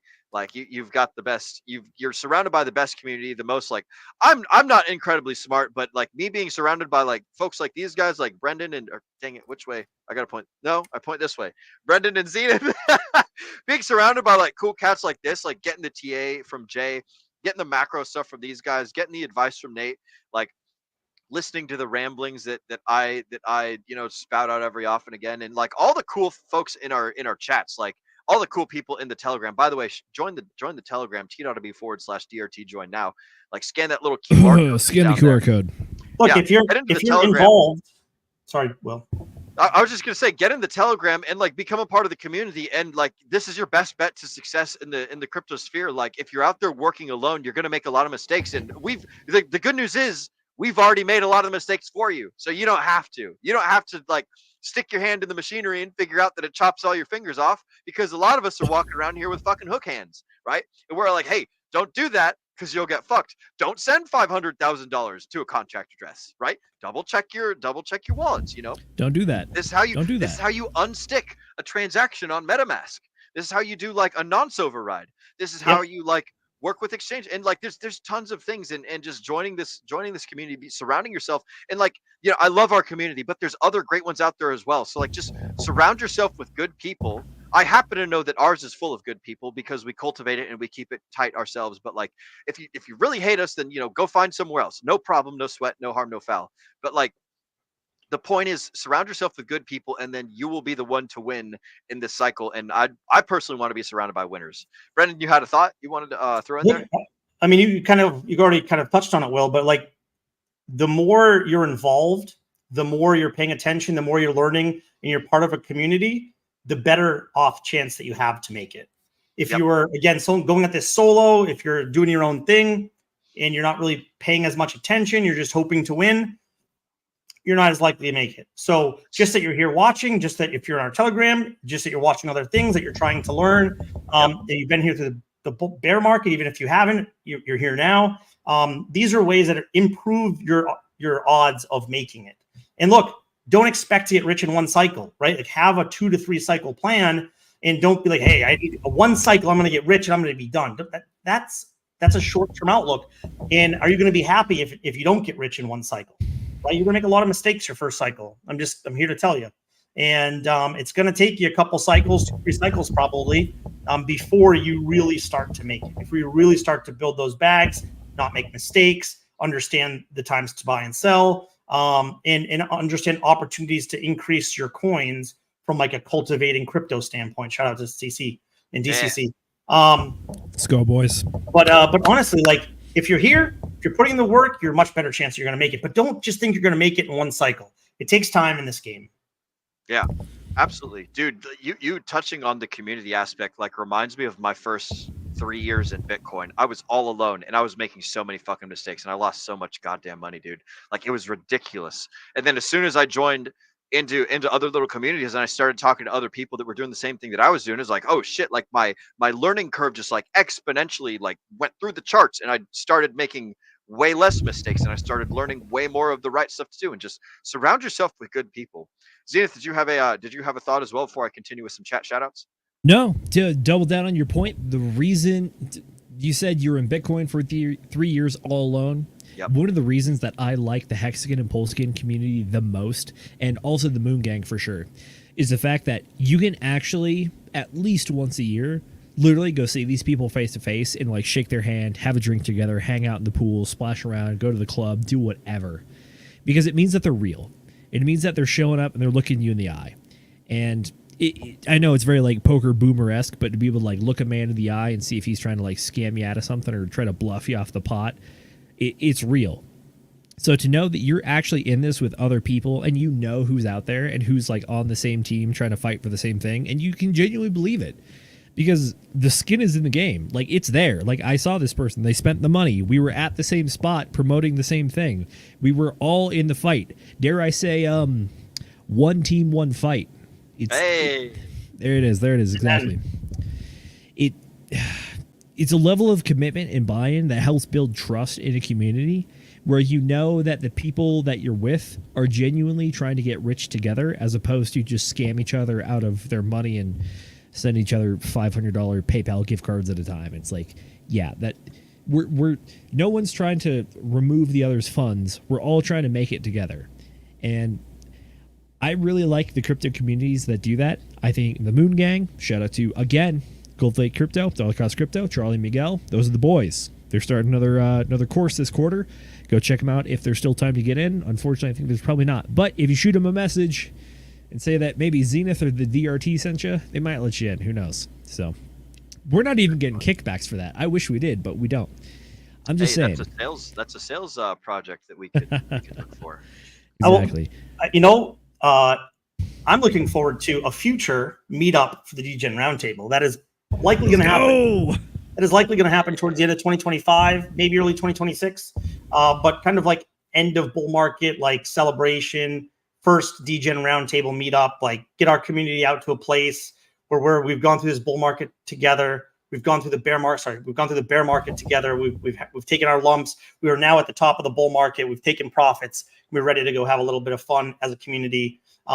Get out there, meet people, and look, celebrate the wins, but also like the friendships are wins as well. Like that's one of the big things about these communities. Like you're saying, Zenith, like you can't underestimate the importance of that as well, because it's huge. And I'm looking forward to the Degen Roundtable meetup in the future. Yeah, it's going to be a good time. All right, guys, we're going to continue on with chat shoutouts, and we're going to go ahead and roll into closing. Shout out to Fast Abdul. There is nothing wrong with reading glasses. You're absolutely right, good sir. And then following right into that, we've got Bright Light. Mr. Bright Light Crypto. Shout out to Bright Light. Go check out his channel. He does some cool streams. I wear glasses and I'm in my 30s. Yes, dude, I was wearing glasses right there alongside with you until I got LASIK. That shit was freaking awesome. The government paid for it because I got it while I was still in the Marine Corps. So shout out to all the hospital doctors and things over on Naval Base Camp Lejeune. Camp Lejeune. Yeah, Camp Lejeune. Scraping my eyeballs out with their little laser beams, dude. Like the machine shut off halfway through my surgery, so like I was sitting there like this with it had carved half of my prescription on my eye, and then the machine like reset. They had to get like 10 doctors and technicians in there, and they're like fucking tapping away, like, oh fuck, what do we do? Blah, blah, blah. And then it started up, and it carved the rest of the prescription. It was like, oh, well, I guess Will gets good vision. So that was kind of nice. But yeah, I highly recommend that you guys get LASIK because like literally the second worst possible thing happened to me. And it's so cool. It was so awesome. I was basically blind. I can think of so many worse things. What? Well, it literally like there was a crazy programming flaw in the machine in the middle of the process. And like, it was able to be fixed. So that's what I'm saying is like, even when something really, really, really bad happens and it's just the machine just starts up again, it went pretty good. Like there was no doctors. They didn't do anything. They literally like put me under a table and then like the machine went and then it like and did its thing. And then like they put me under another machine and it was like scrub and it scrubbed the prescription. I totally recommend everyone get LASIK. It's super awesome. And I got it like 5 or 6 years ago. So the technology's got to be better by now. And getting it in the civilian sector, I guarantee you, is way better than getting it by government medicine. So you get what you pay for. I paid nothing. God bless the free markets. God bless them. Absolutely. So shout out LASIK to is right in there, and I love that so much. By the way, real quick, before we get off Bright Light Crypto, I'm pretty sure our boy streams on Wednesday nights, specifically after we do Whiskey Wednesdays or a guest segment. So check him out usually Wednesdays at 10 p.m. Eastern time over on the Bright Light Crypto channel. He does TA and hangs out and takes questions. So hit him up. He's good folk. It was a good time. I had fun. I was listening to him while I was, I think, walking around swinging my mace. So excellent work. There you go. And we have a guest this week. We have a guest this Wednesday. We actually have Access Alive Oh yes. on Wednesday. How do we know this gentleman? Oh, he's What pretty does he cool. do? He does some streaming. He does some hanging out.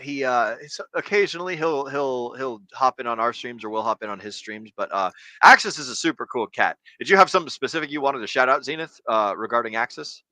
No, I was just say he's good, folks. He's the founder of the Axis token itself. I even have a fun poker chip that I snagged from him back in Vegas. And yeah, other than that, he's well in the space. He's an old Bitcoin miner turned hexagon. So the guy really has some good fundamental knowledge that's not really found elsewhere. It almost feels like old school, like early 2000s traders, like S&P 500 traders ideas, which is that he's one of the folks that has pitched the idea that Bitcoin is eventually going to transfer and become the gold chart, which is less of a 4-year cycle thing and more of an up and to the right forever thing, which has a 4-year cycle as fluctuation. That is one of his ideas that we've talked about. I will say I'm a bit of a skeptic. It has some good merits, but until I get confirmation, I'm going to continue to trade the 4-year cycle. But I will say the guy is very smart. He's launching great products, and I think he's really integral in the Hex space. So check him out. And he's launching I think he's launching the Alive token soon, which The Alive token. We may talk about that a little bit on Wednesday. Mm-hmm. We shall see. Speaking of things that we're doing on Wednesday, Zenith, what have you got going on in the near future, and where can the folks find you? Folks, thank you so much for coming tonight. You can find me on Instagram and Twitter at ZenithDI, just one word exactly.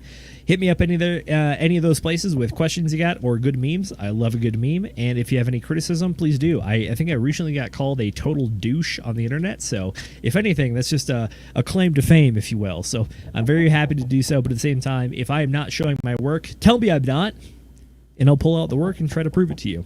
And from there, we can create good research and good content together. That is what I got going on. Other than that, we have book club this Friday at 8 p.m. Eastern Time. We are covering The Prince by Niccolo Machiavelli, the classic book. Exactly. We're literally reading Machiavelli's book, and I am covering it, and I'm excited to do so with you boys. Other than that, yeah, next Sunday, we're doing it again. Same stuff. News, info, macro, TA, whatever you want. That's what we got going on. Brendan, where can the folks find you? You can find me on X at anonymous_bean. I am working on rebranding my X platform here shortly. And so I will be putting out probably this week a poll in the chat about how I should rebrand, what you guys think are the best option. I've been doing a little bit of research on that. And I kind of just want to get some feedback from people and bounce that off people that I trust, which is the people within our community, my buddies within the panel and everything else. But yeah, so that's something that I'm doing. I believe that I'm be hosting the show on Wednesday with Access. Very, very exciting about that. It's going to be a great show, so definitely don't want to miss it. Access has, like Zenith said, a lot of great information, some unique thought process. And look, he's not afraid to be the first person to say something or think outside the box, which is actually really important, because we talk about having different perspectives or understanding, how things can play out in a manner that might differ from sort of the mainstream or the main theories that people have. And so that's really important. Outside of that, just continuing to grow. For those of you who are celebrating tomorrow, I think it's a federal holiday, and you're off of work like me, that's great. Columbus Day / Indigenous People Day. Shout out to everyone celebrating. And Columbus Day, explorer of the new world. It's Columbus Day. Agreed. Yep. Hey, he did some work. He might have been a jerk, but who cares? The important thing is he did the work. Well, how about this? Who dares wins. Shout out to the SAS. If you haven't read his journal, then don't have an opinion. There you go. Bazinga. Like, don't just have an opinion to have an opinion. Don't have an opinion because you've heard other people say it or read headlines. If you want an opinion, read his journal. There you go. Ooh, I like that. Challenging people. Yeah. So honestly, like, if you're going to have a real opinion on something, like, you have to put in the work to be able to have a true opinion, have your own opinion, not someone else's opinions that you're regurgitating. So follow me on X. Again, look out for my rebrand. And I'm just excited for the shows coming up, excited for the continue of this bull market, and super excited for the Richard Hart live, hopefully, live court case here in several weeks. I wish that I could be there. If it was on the 24th, there's a much better chance that I was going to be able to make it. 31st is just a no-go for me. We will miss it, and we'll pour one out for you. By the way, you asked a question earlier, and I do have an answer for you. So the first drink that I had was called the Cinnamon Surprise. It was a cinnamon rim with 2 shots of Woodford Reserve, a teaspoon of cinnamon, half of a lemon, and soda water. And the second one, this one, Sounds great. is a Vampire's Secret. It is 2 shots of Fireball. Oh, God, she fed me that much. Okay. 2 shots of Fireball, a tablespoon of maple syrup, cherry juice, and lemon juice, and then chili powder around the rim. So it's spicy. I like it. Those are some nice cocktails. Yeah. And a couple of silver bullets to go with it. Nothing wrong with that, buddy. Yeah, 1 silver bullet. Like, actually, half of one. Okay, well, it's time you start drinking up, buddy. Okay. Hey, one day No, we'll but, graduate. You never know. but yeah. But I'm trying to keep it sober so we can still read the charts, you know? Fair. So I'm just saying, the 60-day cycle, still intact. Looking forward to it. It might be a bit of a shorter cycle. I would put money on that one, actually. Maybe like a few bucks, but nothing crazy. We'll Just get into saying. some deeper TA. We didn't get into any TA in this show, but we'll get into some deeper TA next Sunday. So keep an eye out for that. And yeah, Will, take us out, buddy. All right. For the folks at home who do not know who I am, my name is Will Stevenson. You can find all of my socials linked at my domain, which is will.pls.fyi. I'm going to go ahead and drop that in the chats.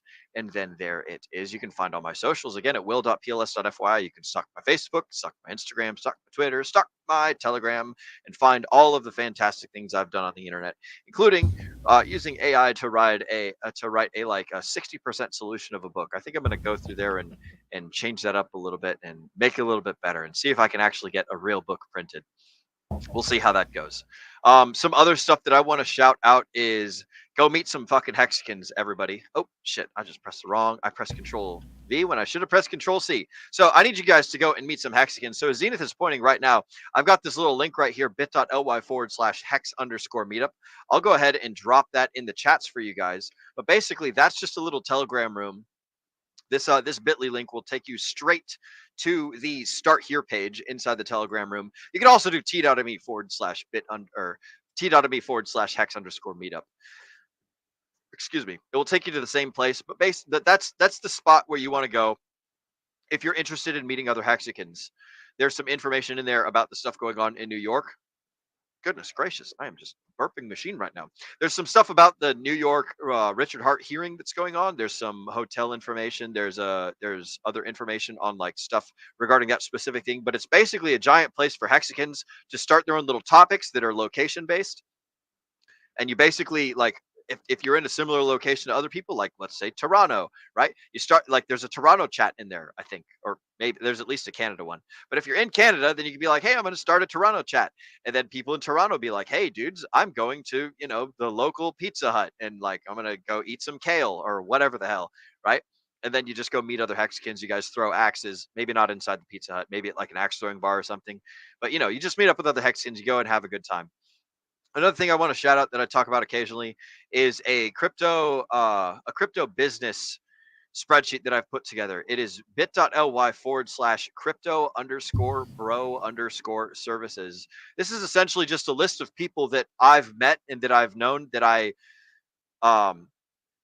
know through the crypto sphere. And if you guys own a business or if you provide a service, like for instance, I don't own a business, but I'm good at teaching people how to shoot guns. So in this little spreadsheet I've made right here, bit.ly/crypto_bro_services, I've put in there that, hey, I teach marksmanship instruction. If you guys want to learn about marksmanship instruction, hit me up over here and I'd be glad to help you out, give you some free consultations and show you how to shoot better and just come over and hang out and do whatever. There's other people in there that they write websites. They're coders. There's people that build houses. There's people that make hats. There's people that sell jewelry.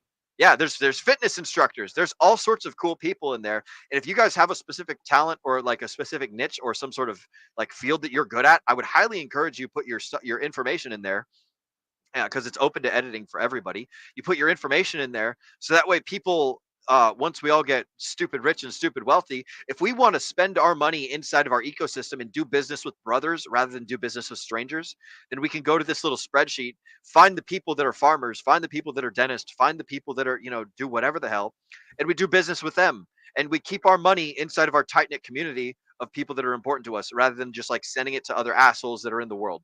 So, And Will, I just want to say one more thing.